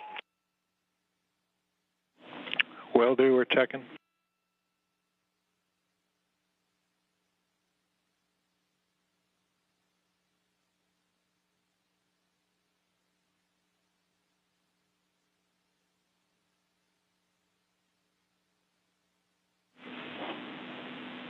station, Houston on 2. Chris, TPT is good. You're go to continue.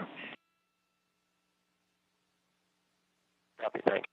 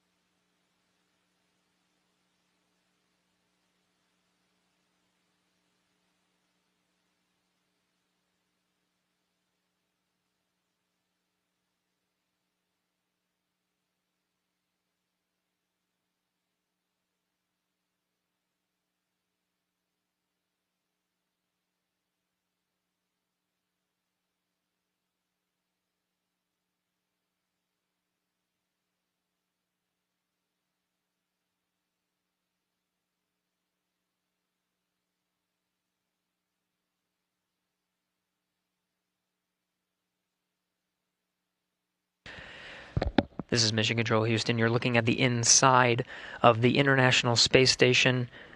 What you were hearing before were just some of the audio and video checks, just making sure that everything's synced up so that we get the best views and the best audio possible for when Bob Behnken and Doug Hurley come through that hatch. We're working towards the hatch opening now. You can see Chris Cassidy down the pressurized mating adapter. That hatch will open up to the international docking adapter. On the other side is the Dragon hatch. Cassidy working through those procedures after pressure equalization was complete. Now expecting around the order of 10 to 15 minutes maybe until we finally get that hatch open. So we'll stand by, keep those views coming from the inside of the International Space Station to welcome Bob and Doug aboard.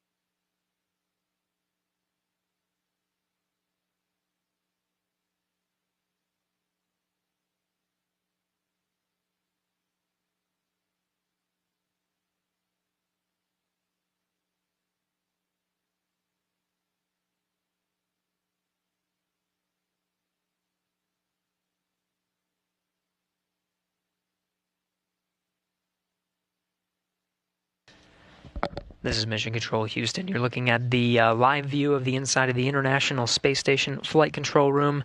The team here, Orbit 2 team, led by Flight Director Scoville, is working through the intricate process of making sure everything is ready to open the hatch and welcome Bob Behnken and Doug Hurley aboard the International Space Station. It's been a journey so far to get to this point. More than 2 hours ago, made contact and capture with the International Space Station was the Dragon vehicle, the Crew Dragon vehicle, with Bob Behnken and Doug Hurley aboard, 9:16 a.m. Central, 10:16 a.m. Eastern. Dragon FM voice check. How do you read me? Counting. 1, 2, 1, 30-minute 1, timer that 2, you gave 2, us a little 1, bit 2, earlier. 3, 1, 2, 4, 1, 2, 5. Here, and then give you go to come back on board.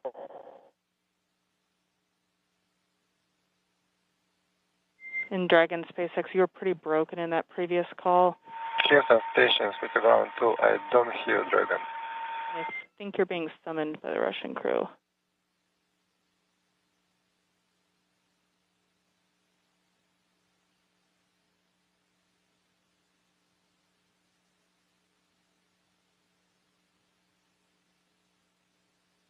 In Dragon SpaceX, I was told to proceed with you. Can you please repeat your last?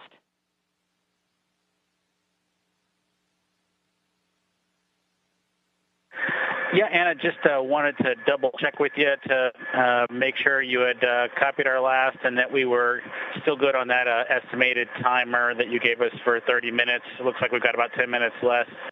So we'd like to pick up in section 2 of 4.400. Checking.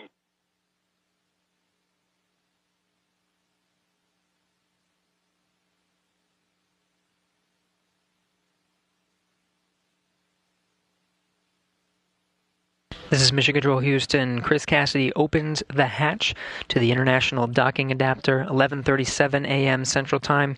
Station and Dragon flying together, 267 statute miles over the South Pacific.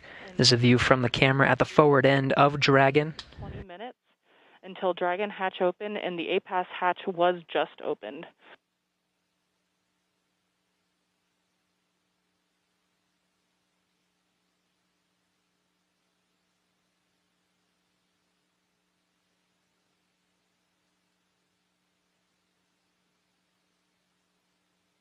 Again, 11:37 a.m. Central.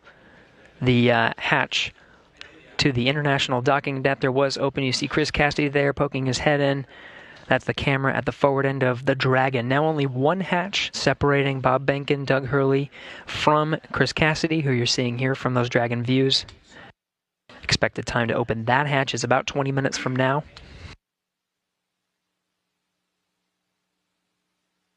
We'll report that time to you and expect to do a welcome ceremony at 12:15 a.m. Central Time, 1:15 p.m. Eastern. That'll welcome Bob Behnken and Doug Hurley aboard the International Space Station as part of the Expedition 63 crew. We'll get to hear some words from them and have some VIPs here in Mission Control Houston to provide words to the teams that oversaw the entire mission and the crew aboard the International Space Station. Station Houston, we copy the hatch open, no condensation, thanks.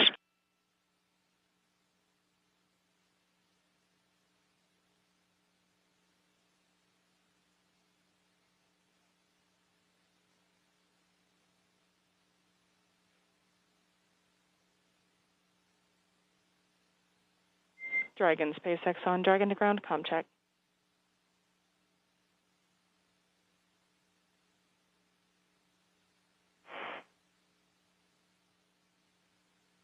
Dragon to ground, how us? A little choppy, how me?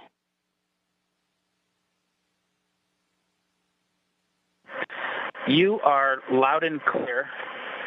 We'll put section 2 of 4.400 in work. We copy all, thank you, and please give Anatoly a call on Big Loop.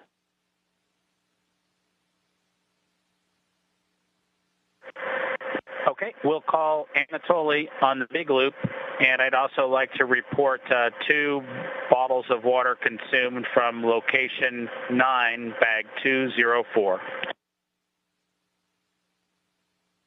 Location 9, bag 204, and to confirm that was for the waste system flush.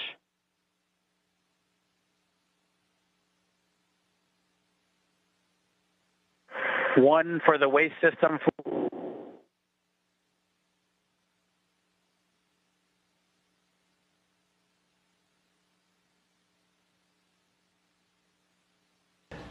Chris Cassidy for removing that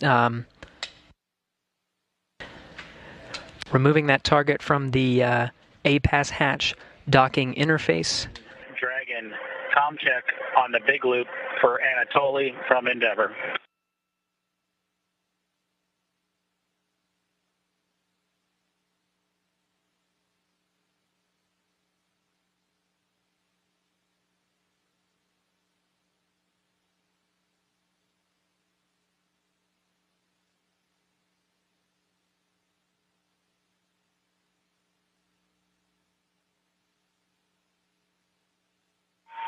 Dragon FM, voice check.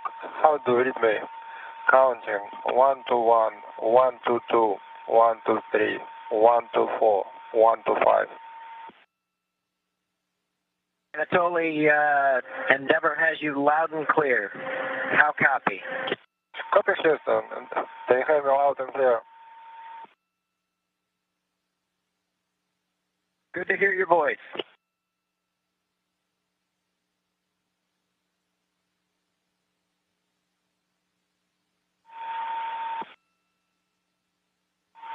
Dragon FM, how do you read me? Loud and clear. Yeah, okay. See you soon. Turning over to Houston.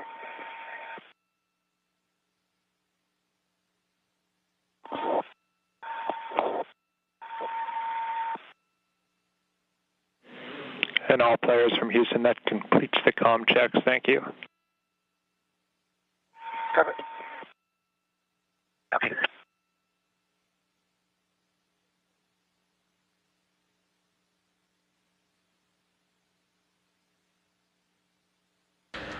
This is Mission Control Houston. Those comm checks within the International Space Station between the Dragon crew, Chris Cassidy, and on the other side of the International Space Station, the Russian segment, Russian cosmonaut Anatoly Ivanishin completing those voice checks. You can see Cassidy continuing to outfit the hatch, just clearing the space and providing some padding and removing that docking target from the APAS hatch.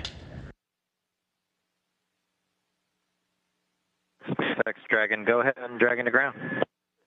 So I copy that the waste system flush is in work, and 2 more bags were consumed from location 9, bag 204, and that includes the water used for the waste system flush. Is that all correct?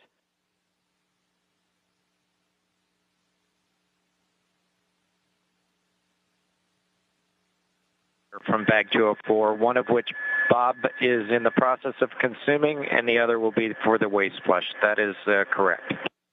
Perfect. Thanks for clarifying. And secondly, do we have your permission to come back on board with video? Negative. We're going to need about 2 minutes. We're just wrapping up ops here right now. Copy. 2 more minutes. We will await your confirmation.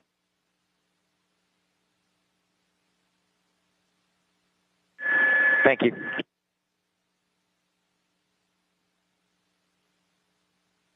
Still getting views from the infrared camera that's located right at the center of the Dragon hatch, looking at Chris Cassidy, International Space Station Commander, outfitting that hatch, getting ready for Bob and Doug to arrive. You're hearing communications over Dragon to ground.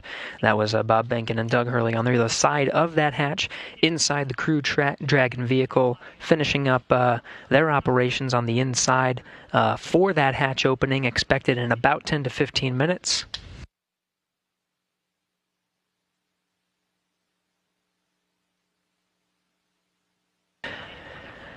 Again, it's been a process to get to this point. Just about 2.5 hours ago, docking to the International Space Station was Bob Behnken and Doug Hurley aboard the first commercial American vehicle to dock to the International Space Station with crew aboard.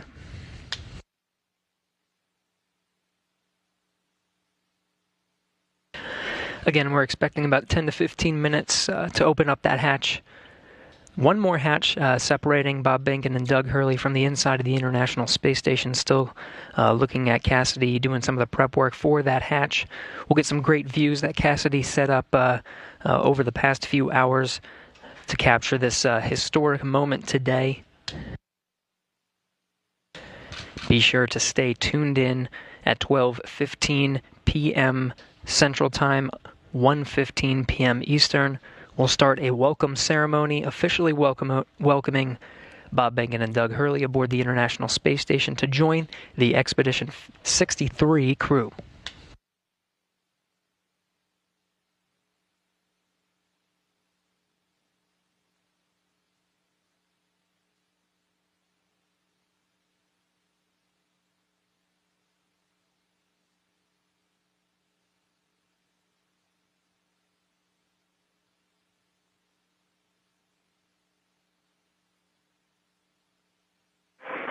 SpaceX Dragon on Dragon to ground.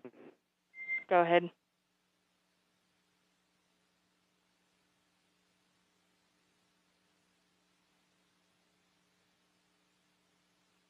Anna, you're clear to come on board. Copy. Clear to come on board, and thanks for your patience with the comm. We are in an orientation that's creating some blockage to receive your comm on Dragon to ground.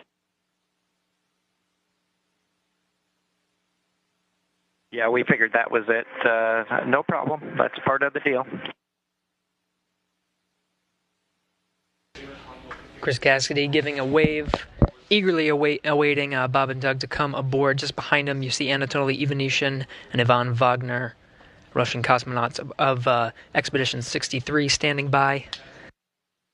We'll be able to come aboard Dragon here in a sec, get some views from the crew Dragon. We're in a short handover of those communications from the International Space Station. Video and audio should be regaining them momentarily.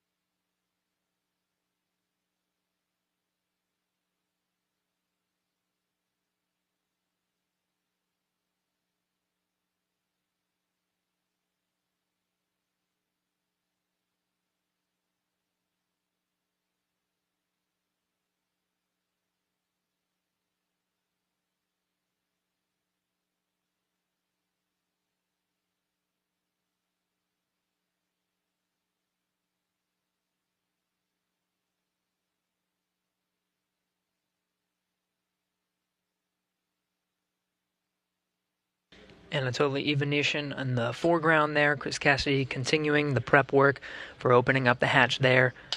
Again, the pressurized mating adapter hatch you see there in the foreground is open. The APAS hatch to the International Docking Adapter is open. Just one more, and that's the hatch of Dragon, the Crew Dragon vehicle.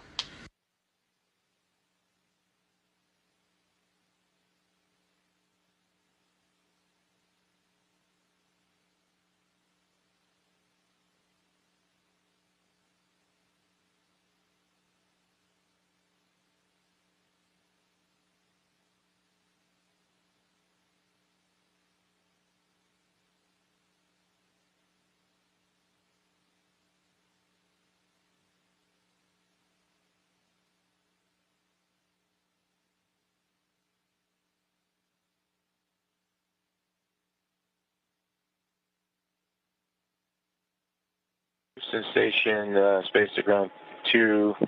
Station is ready for Dragon hatch equalization. Station Houston copies. Dragon call ready when you're able.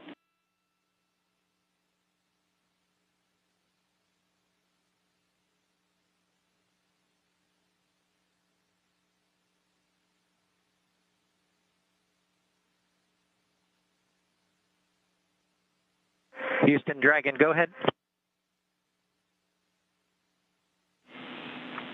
And Dragon Houston, just looking to confirm that you're ready for hatch equalization.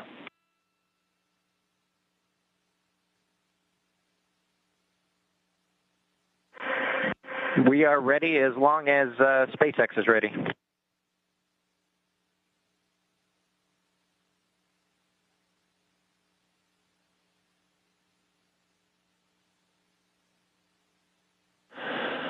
Okay, station and Endeavour, stand by for equalization. We're putting it in work. Expected equalization time, 4 minutes.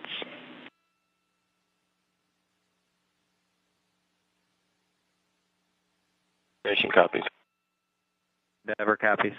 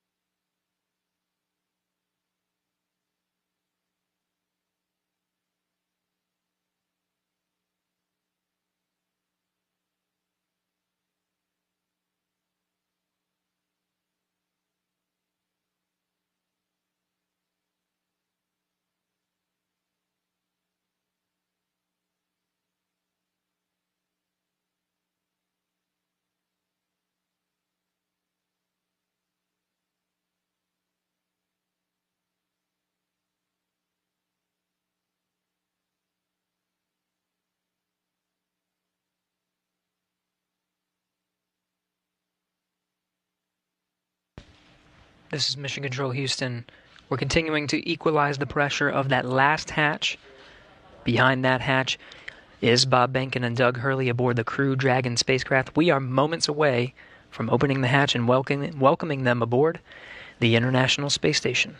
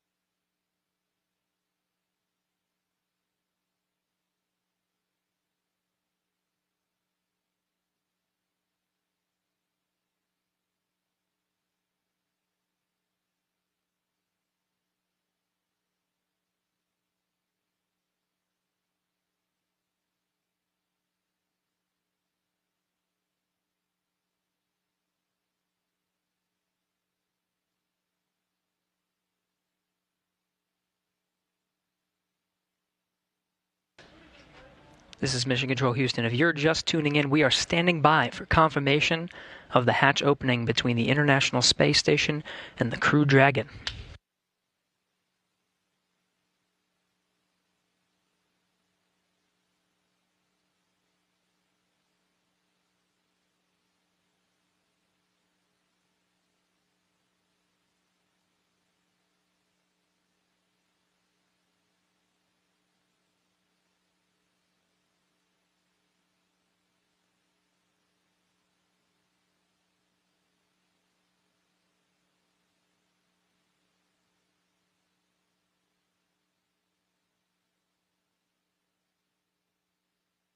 There's the hatch to the Crew Dragon. Seeing Doug Hurley through the glass on the other side.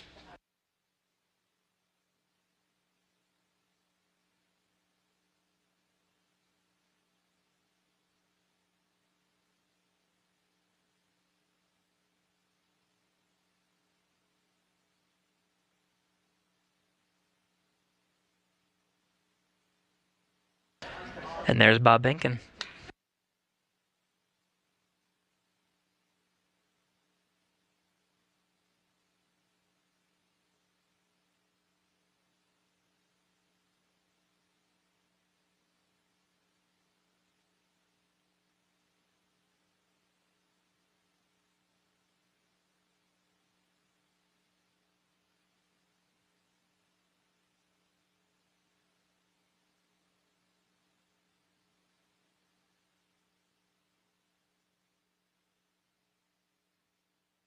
Still equalizing that pressure between the Crew Dragon and International Space Station, just moments away.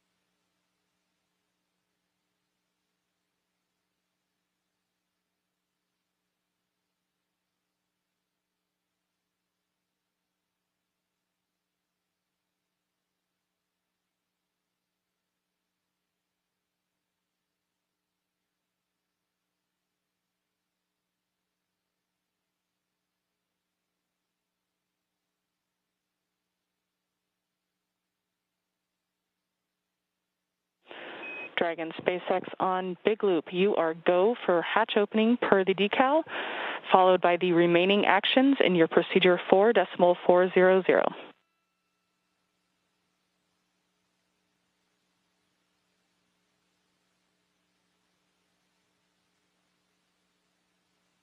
Dragon copies, go for hatch opening and remaining steps in 4.400.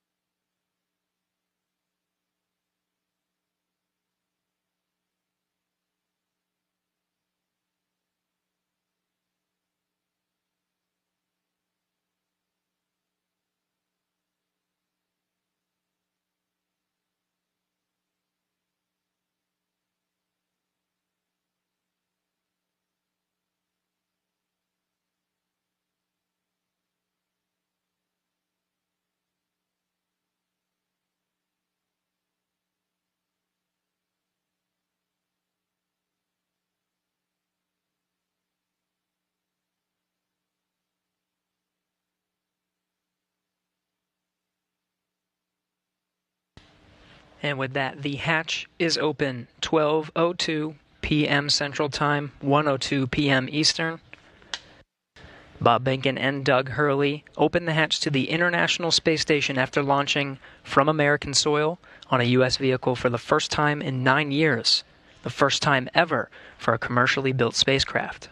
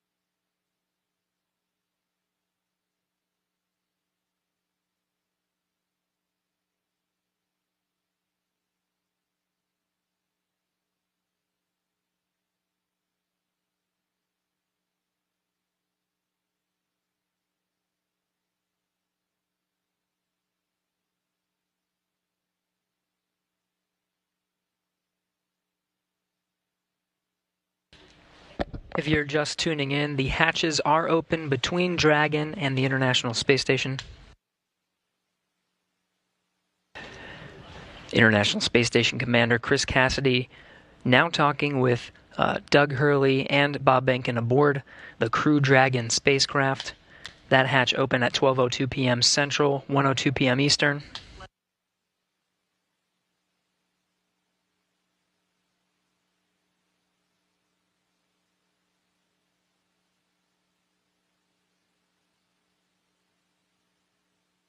SpaceX Dragon on the big loop. The hatch is open in 5.5, 4.400. How copy? I copy. Hatch is open. Great to hear. Thanks.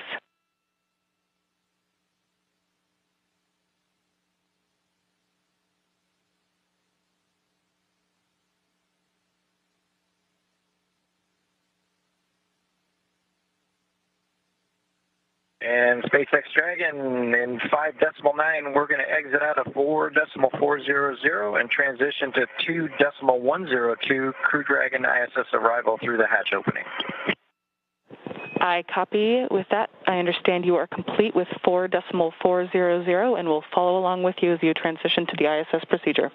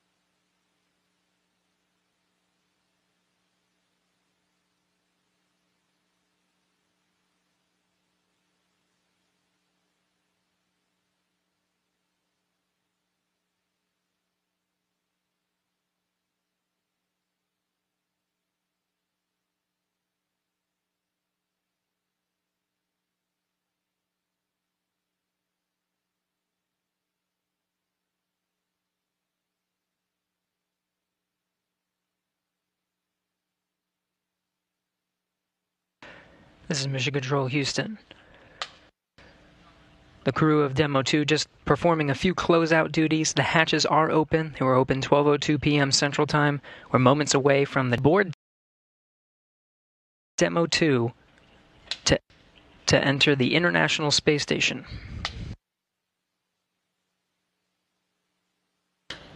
It'll be the first time that Americans will enter the International Space Station on a rocket launched from U.S. soil, built by an American company. The first time ever Americans will enter from a commercially built spacecraft.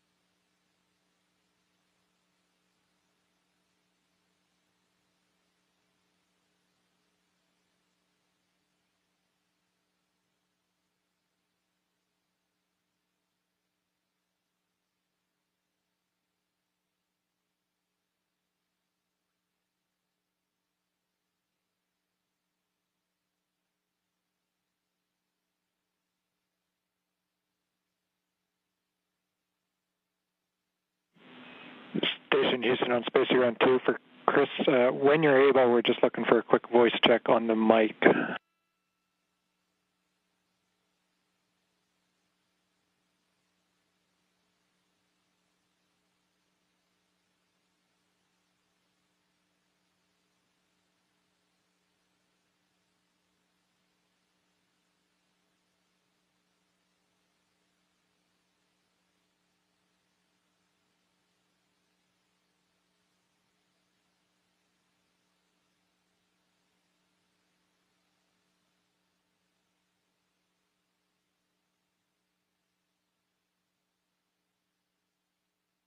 Station Space Front 2, go ahead. Chris, we were hoping we could voice check the mic just before starting the PAO event.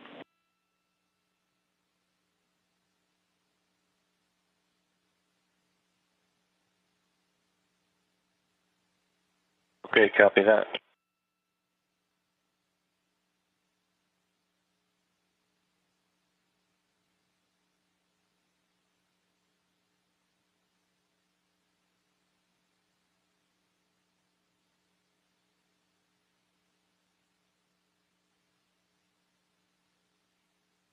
Houston Dragon on the big loop in step 6.1 of 2.102. IMV duct installation is complete.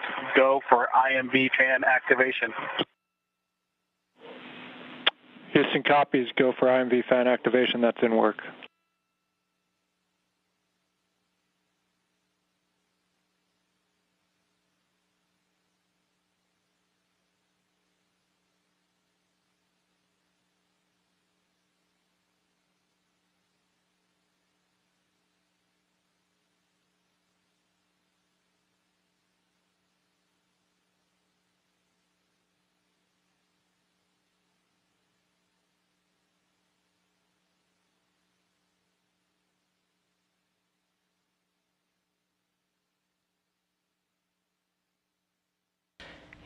If you're just tuning in, you're getting a live look.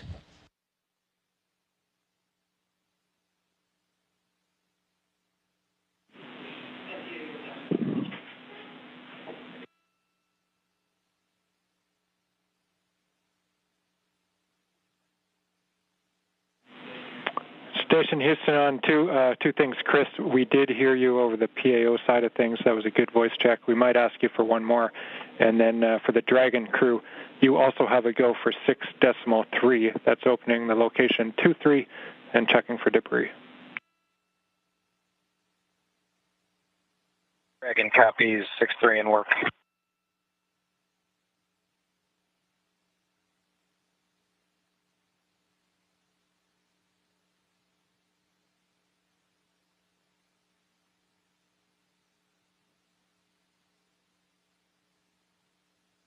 If you're just tuning in, you're getting a live look.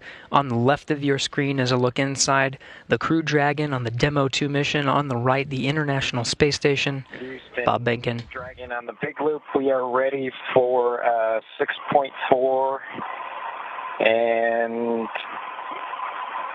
section 4 of the LIO instructions.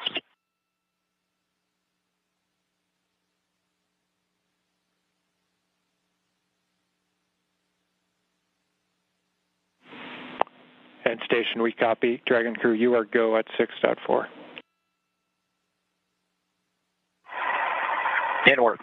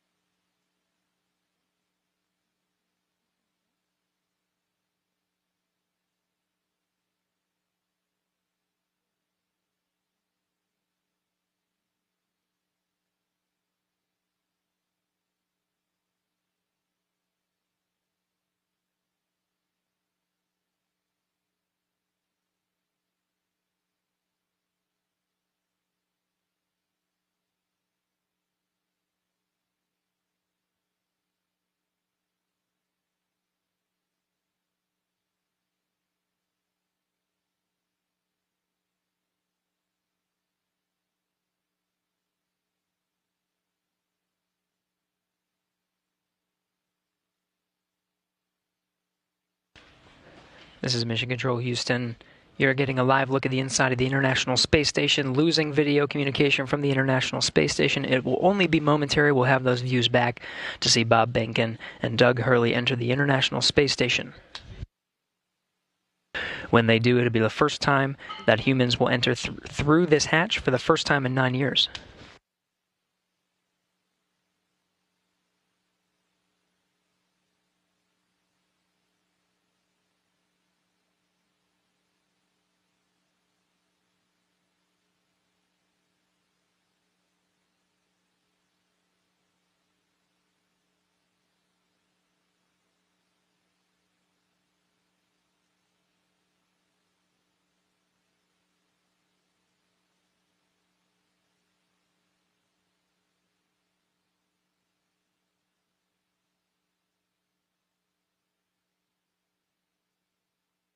Dragon, so we had to I had to load the procedure from my iPad and hand it in to them, so that's what took a little longer.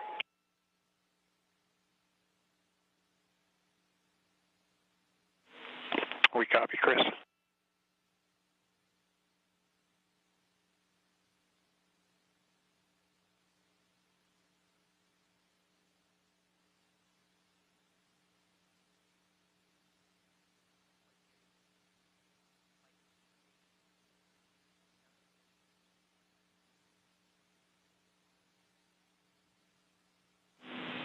Station Houston on 2 for Chris. When convenient, PAO requests an additional voice check through the mic.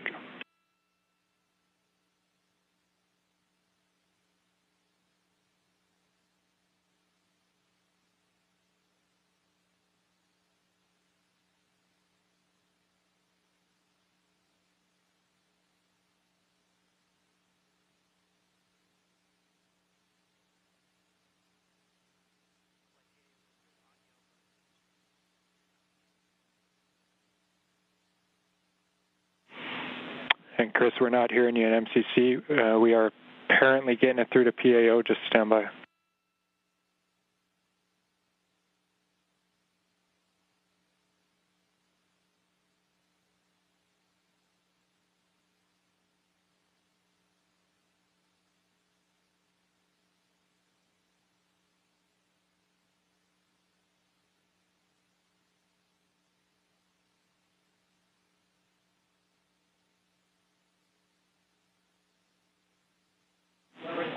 Chris, PAO is working comm reconfig. I'll call you if we're ready for another check.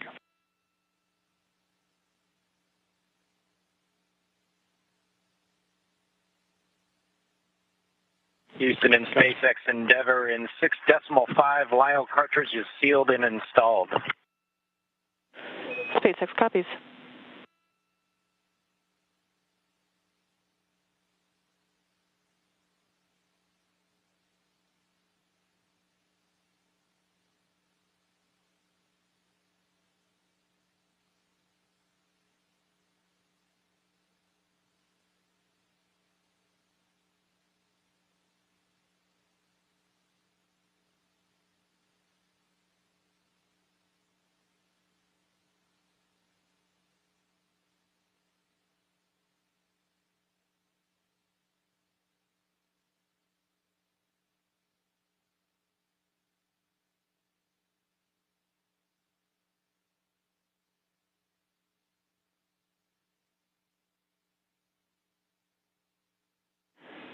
Station Houston on 2 for Chris. We wanted you to confirm that the mic is in channel 1. It needs to be in channel 1. A thought here is that it could have been bumped over to 2.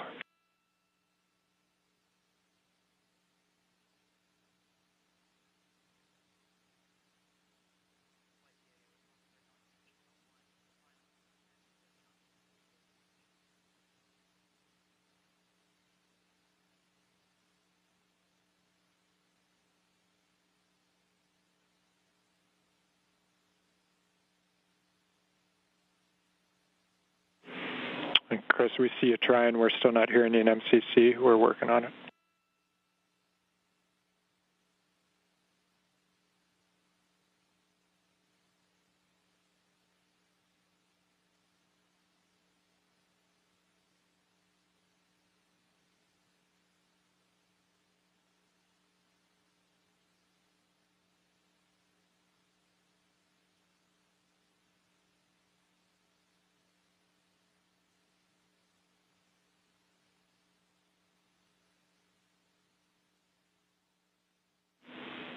And Chris, nothing in MCC. We see you trying. The word here is that as long as that is in channel 1, any problems past that point are on our end, so we're looking into it. We'll be right back to you.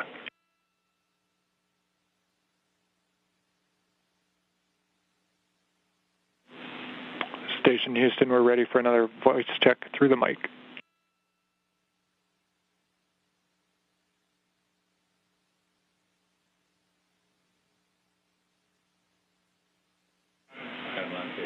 Station Houston, we have you loud and clear through the mic. Thank you.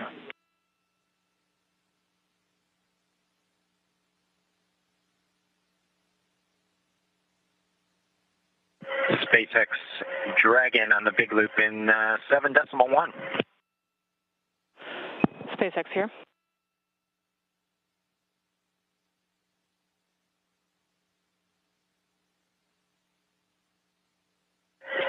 Okay, Anna, in 7.1, it appears that the AVV inner Bravo is open, as well as the PPRV ISO valve.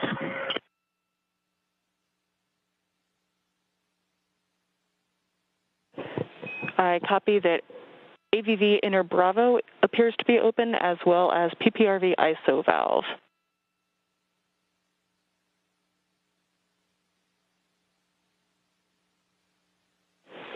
Go ahead and cycle them to close if you're good with that call. Yes, we are good with that call and appreciate the status. Thank you.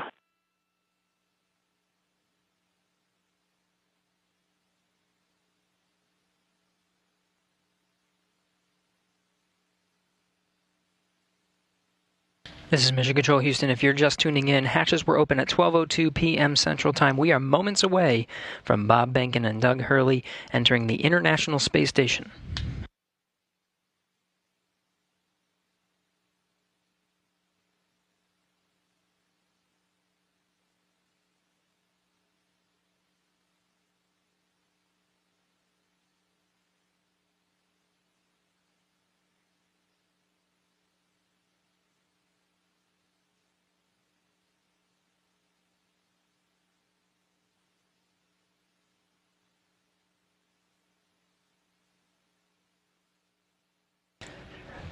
Again, this is Mission Control Houston, moments away from Bob and Doug entering the International Space Station. Shortly after they enter, we will conduct a welcome ceremony. There will be VIPs here in Mission Control Houston, Ficker 1. Looks like they're all closed visually now. We are in 8.3 for both SpaceX and Houston. Dragon arrival configuration is complete. SpaceX copies. All valves appear closed visually now, and arrival configuration complete. Excellent to hear. Houston copies. And with that, Endeavour, welcome to the International Space Station. Please come aboard.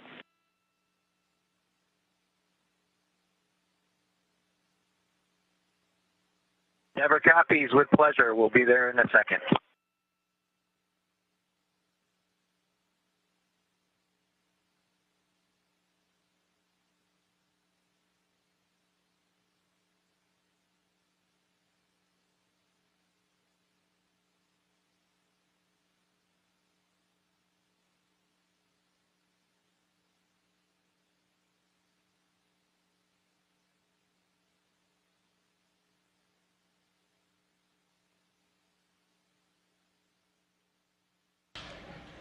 We have Bob Behnken from SpaceX Demo 2 mission entering the International Space Station.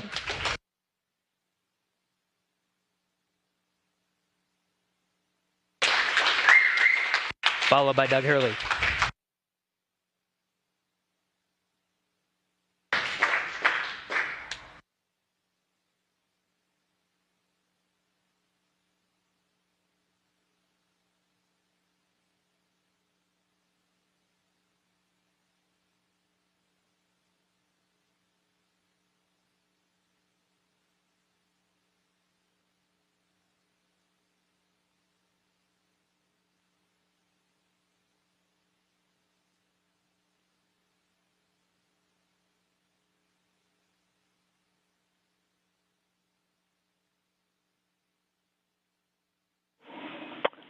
And Station Houston, we see you, and it's a great-looking photograph.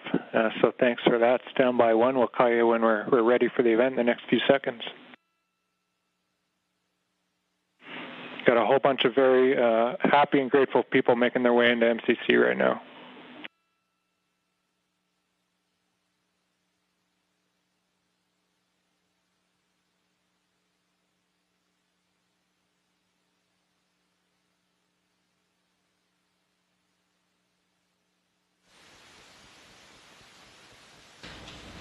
Demo 2 crew now aboard the International Space Station. They entered at 12:22 p.m. Central Time.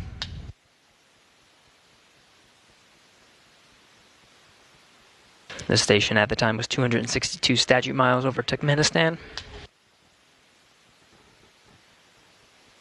Crew all gathered in front of the cameras at the Node 2 forward end of the International Space Station. Just behind them is the hatchway to the Crew Dragon on this Demo 2 mission. We're standing by for a welcome ceremony. We'll have VIPs here in Mission Control Houston ready to greet the crew.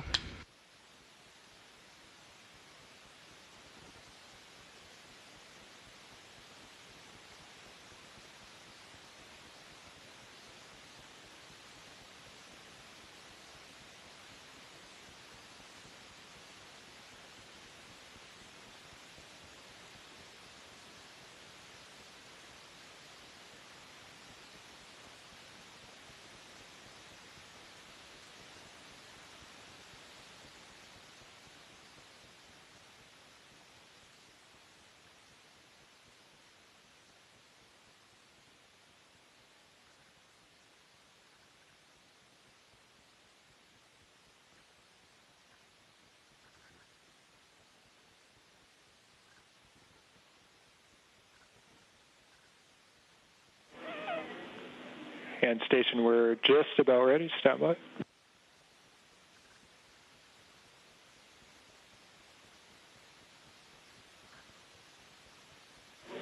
All right, Station, it's Houston on Space Ground 2. Confirm that you are ready for the event. Houston, this station, we are ready for the event. Copy that. And, sir, Administrator Bridenstine, welcome to MCC. Please call Station for a voice check. Station, this is the NASA Administrator. Can you hear me? We hear you loud and clear, sir. Welcome to the space station. Thank you, Chris. It's good to see you. And welcome to Bob and Doug. I will tell you, the whole world saw this mission, and we are so proud of everything you have done for our country and, in fact, to inspire the world.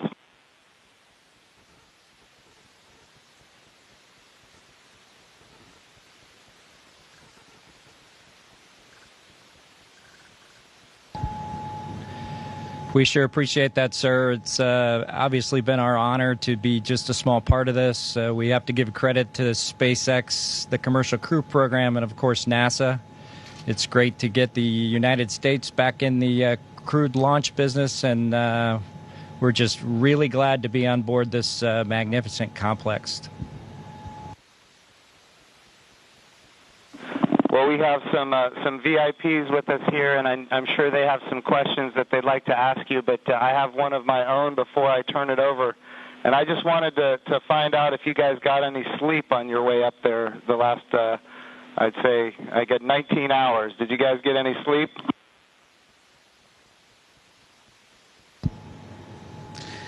Yeah, I think a lot of folks in Hawthorne were asking the same question, sir, but we did get probably a good 7 hours or so opportunity for sleep, and I did succeed at sleep, and Doug did as well. So the first night is always a little bit of a challenge, but the Dragon was a slick vehicle, and we had good airflow, and so we had a excellent evening, and just excited to be back in low Earth orbit again.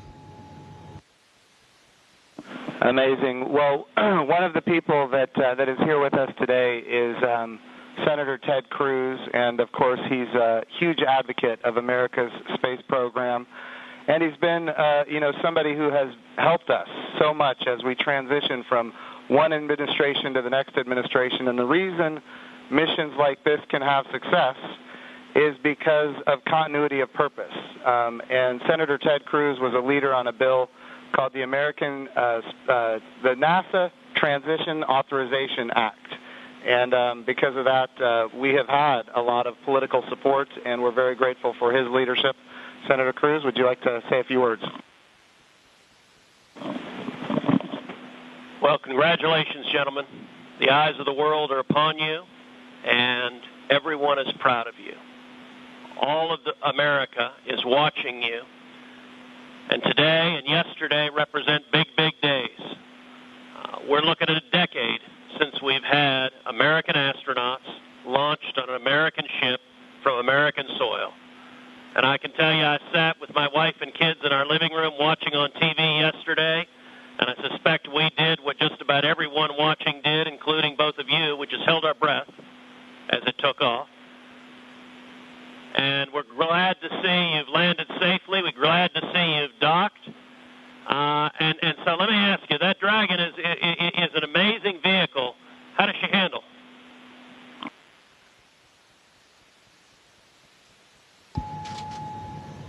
It flew just like it was supposed to.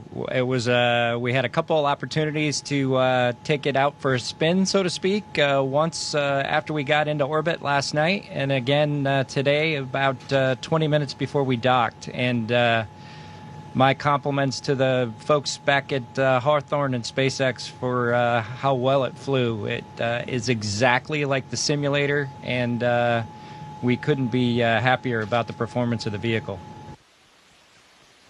What do you guys hope to accomplish in your time on the International Space Station?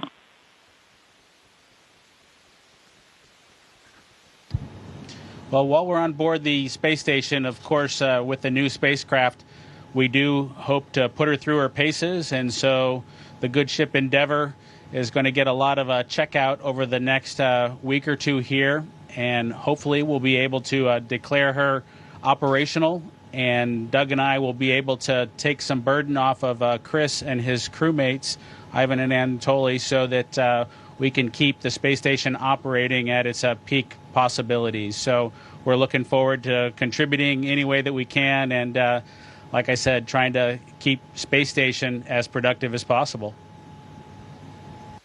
As a country, we're in the midst of a tough week. We're seeing protests, we're seeing a lot of anger, we're seeing violence. And I have to say, this launch and y'all's docking is a powerful inspiration of what we can do when we come together, of the power of unity, the power of ingenuity. And so I guess the last question I would ask you is since you have the opportunity to address, in particular, all the young people in America, what would you tell them in terms of what we can do when we can come together?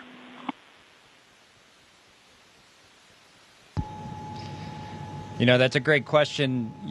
9 years ago, just about exactly 9 years ago, we docked with Atlantis on STS-135, the last flight of the Space Shuttle program, a 30-year program. And folks at SpaceX, folks at NASA, the Commercial Crew Program put their heads together and worked diligently year after year, making sacrifices, working hard.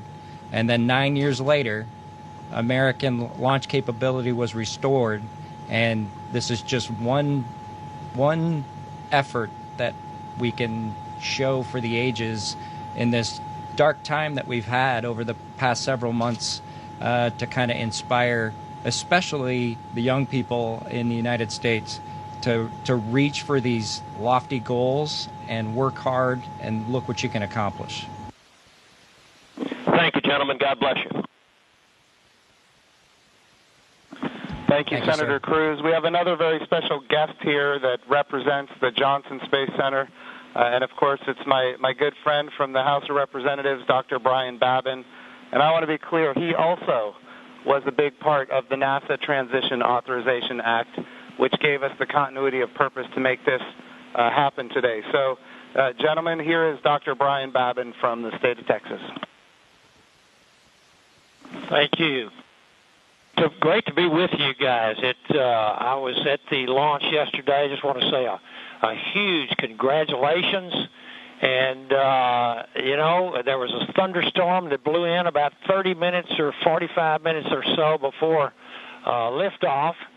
and it was in doubt there for a minute, but it was just an enormous achievement.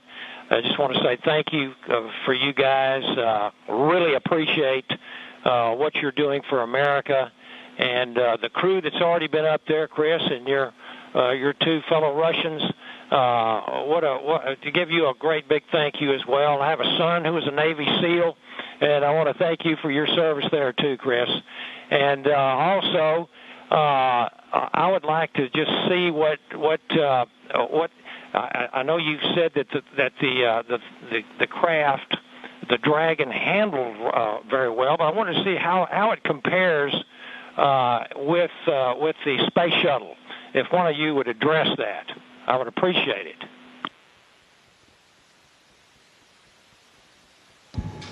Well, thank you, sir. It certainly has been a long endeavor for us and our namesake spacecraft.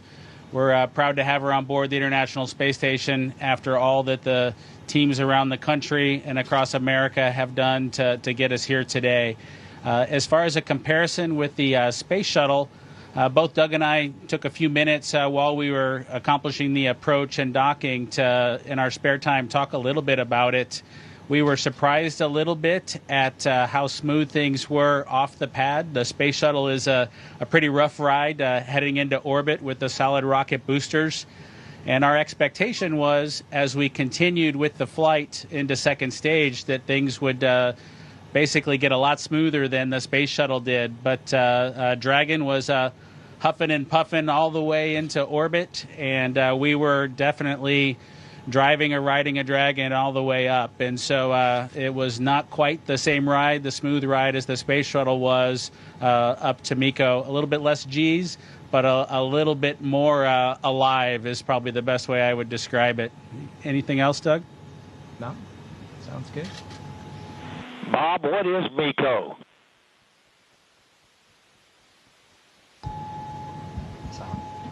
Sorry, I have to apologize for actually using the term MECO.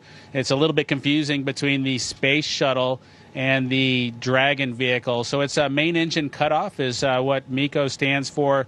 Those happened at different times in flight for the two vehicles. For the space shuttle, that was when you were all the way in orbit. For Dragon, that was just a little bit after 2 minutes. And then we had the single engine cutoff for second stage when we achieved orbit. So that time under the single engine under Dragon with one engine was more of an experience than the shuttle was for that 6.5 minutes or so that we were under that second stage motor.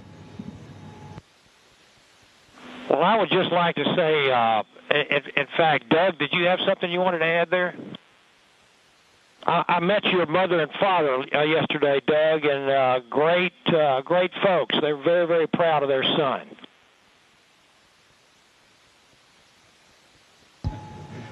Yeah, that's pretty cool. Hopefully they enjoyed the launch. I know for parents, it can probably be pretty nerve-wracking for them to experience a launch. This was their third, so I'm glad everything went okay, and hopefully it was a good show. We haven't obviously heard or seen any video yet, but we're looking forward to seeing the launch replayed sometime. I can assure you that it was a great show. It was one of the treats of my lifetime, I would have to say, and many other folks that were sitting there looking all across the country and even the world. And I can tell you, as Senator Cruz said, we've gone through some really, really rough times over the last few days, and to have that successful launch, the public-private partnership between NASA and SpaceX, and you guys being so well-trained and having it go off without a hitch was a tremendous blessing for our country. And I can't tell you how many emails and communications I've gotten from people that who were so disturbed by what's been going on, transpiring around the country, to have the great news and the wonderful liftoff and everything going without a hitch. So I just want to say God bless both of you. Thank you so very much. Bless the rest of you folks up there as well. We thank our Russian partners. And Thank you, Chris. Y'all are all in our prayers, and we're looking forward to seeing you successfully complete your mission and back on safely on Earth. God bless.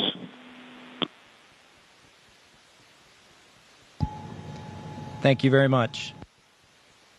Yeah, and just so you guys are aware, the show was in fact spectacular. The ratings on NASA TV beat everyone else.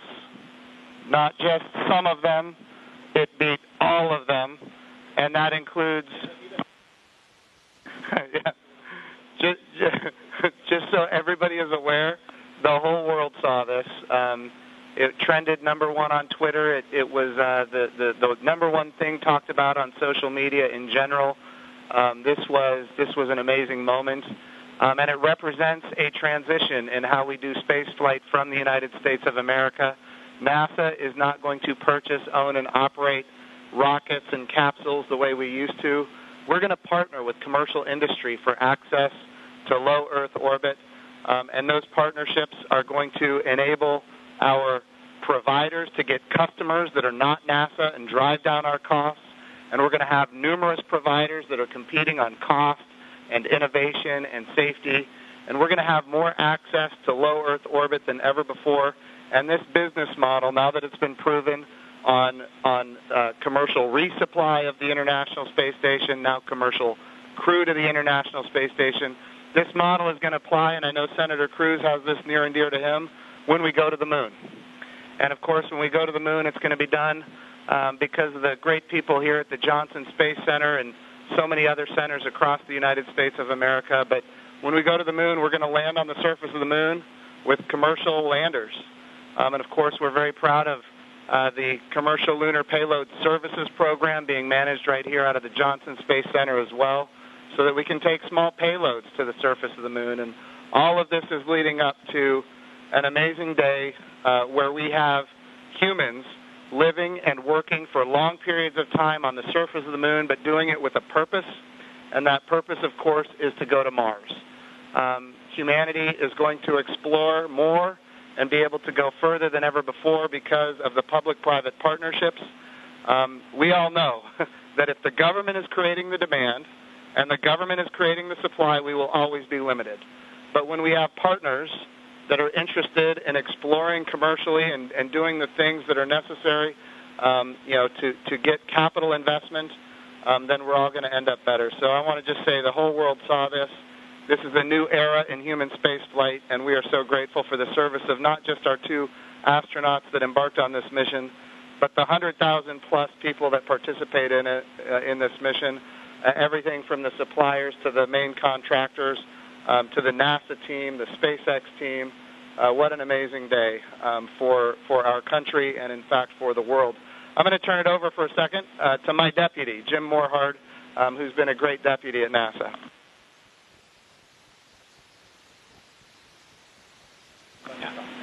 Gentlemen, congratulations.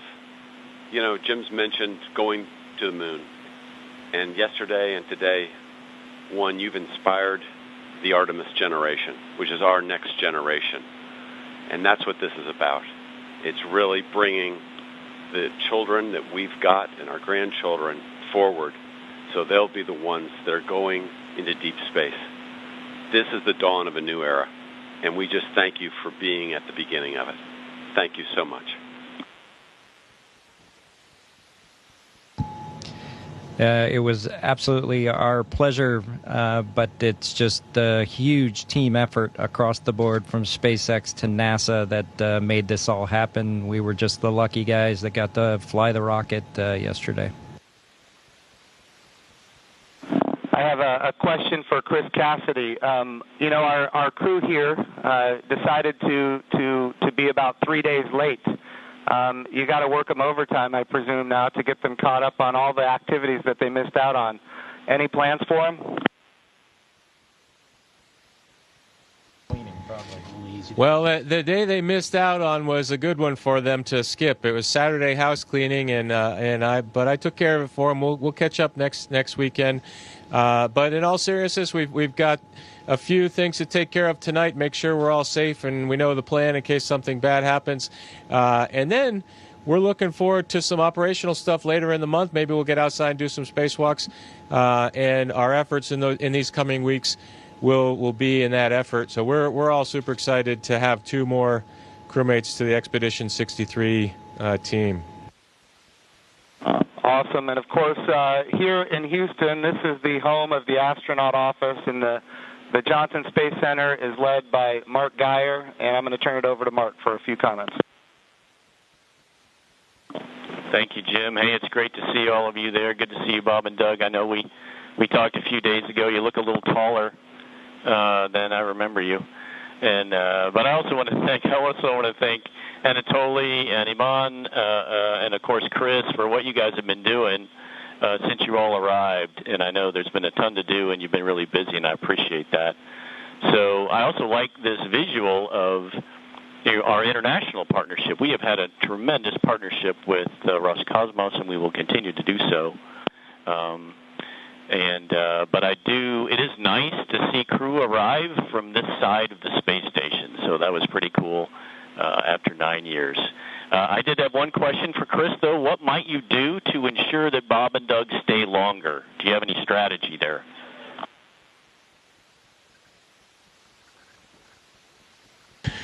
Well, we'll slow down the rate of which I'm eating food, and maybe we can stretch out our consumables a little bit. But that's a great question. We'll have to come up with some conniving scheme here in the next few days. All right, thank you. Thanks, guys. Look forward to greeting the 3 of you eventually back in Ellington after your work is complete. Thank you. And, of course, Mark Geyer has an amazing deputy, Vanessa Weish, if you'd like to come and say a few words. Thank you, Jim. Hi, guys. You look really good. I just want to say on behalf of everybody here, we just want to thank you. It was an amazing launch, and we love seeing the docking. You guys all look really good. Just thank you for all that you're doing, and we can't wait for you to return, but not too soon. Station wants you to get a lot of work done, so looking forward to all of that. But thank you, and God bless. Thank you, Vanessa. We appreciate that. All right, we also have with us Steve Jerzik, who is the Associate Administrator for the agency. For people who don't know what that is, that, of course, is the Chief Operating Officer of the agency. But he also ran the flight readiness review for this mission. He did really an amazing job, and I can't say enough about his leadership at the agency. Steve, if you'd like to say a few words, ask a few questions. Hey, guys, it is just great to see you all on the station. I can't tell you how my adrenaline shut down when you guys opened the hatch. I mean, I've just been on edge ever since yesterday, and the weather cleared. I can't tell you how great it's been to see you on station.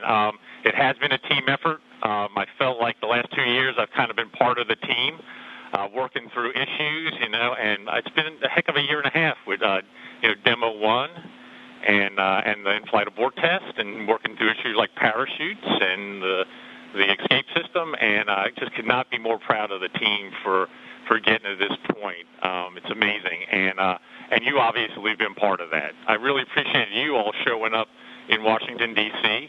at our reviews, and because the last thing we do at those reviews is look at you all, because you guys are the risk takers, and make sure you're okay with where we are and where we're headed. So I really appreciate that. I really appreciate your active participation in that. And I could not be more, like I said, more proud of the team, and congratulations. And it is awesome to see you guys on station.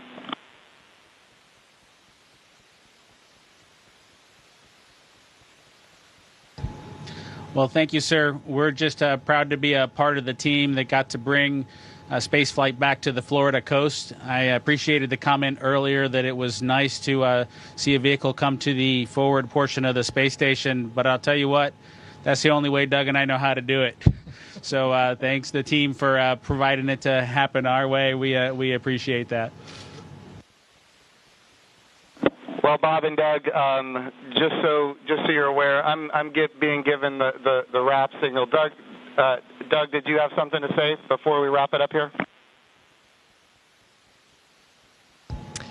Oh, no, sir. We're just happy to be here, and Chris is going to put us to work, and hopefully we will fit in and not mess too many things up. I have no doubt that you guys are going to do amazing work. I just want you to know the president came to the launch and the vice president came to the launch. About half the cabinet was at the launch. We had members of Congress and members of the Senate from both sides of the aisle.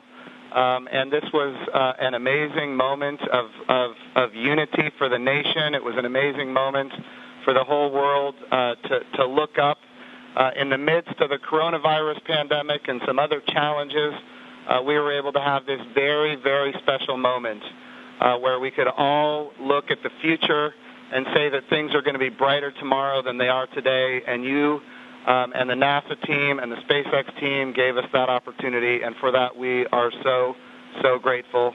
I would also be remiss as the NASA administrator if I didn't promote what comes next. And of course, this is the beginning. We are now launching to low Earth orbit again, but we will soon be going to the moon. We will be going to the moon sustainably with commercial partners and international partners. We're going to use the resources of the moon to learn how to live and work for long periods of time. Ultimately, we're going to take all of that knowledge and we're going to go to Mars. And of course, this time when we go to the moon, we go with a very diverse, highly qualified astronaut corps that includes women, which is why we call the program Artemis, named after the twin sister of Apollo, and she, in Greek mythology, was the goddess of the moon. This is the beginning. There is so much more to come. And I'm glad that our representatives of the Johnson Space Center are here because we're going to be asking them to fund this project. And what an amazing day that you guys have given us. So thank you from not just me and the people here, but from the United States of America and people all around the world. I'm more popular on Twitter than I've ever been, and it's because of you guys. Thank you.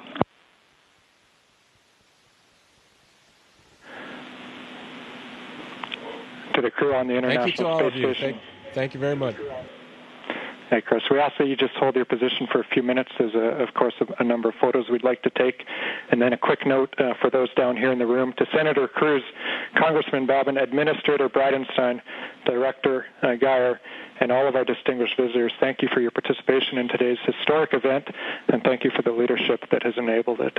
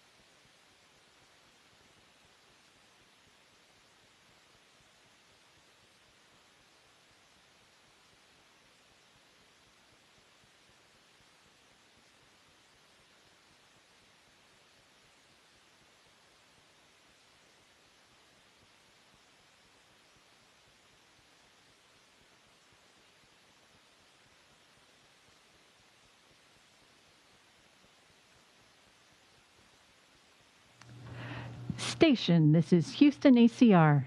Thank you. That concludes our event as we count down to 20 continuous years of humans living and working on the International Space Station.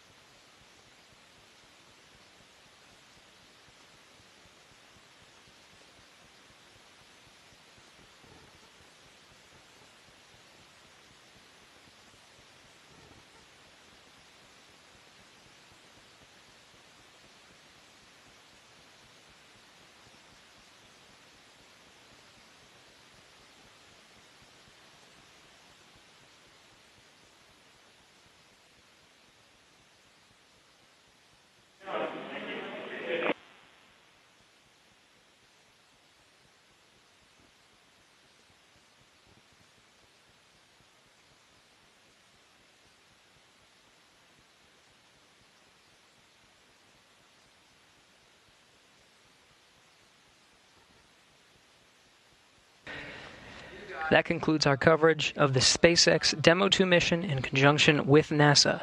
On behalf of all the teams that participated in this mission, from Hawthorne to Houston to Mission Control to the Kennedy Space Center, this is Mission Control Houston.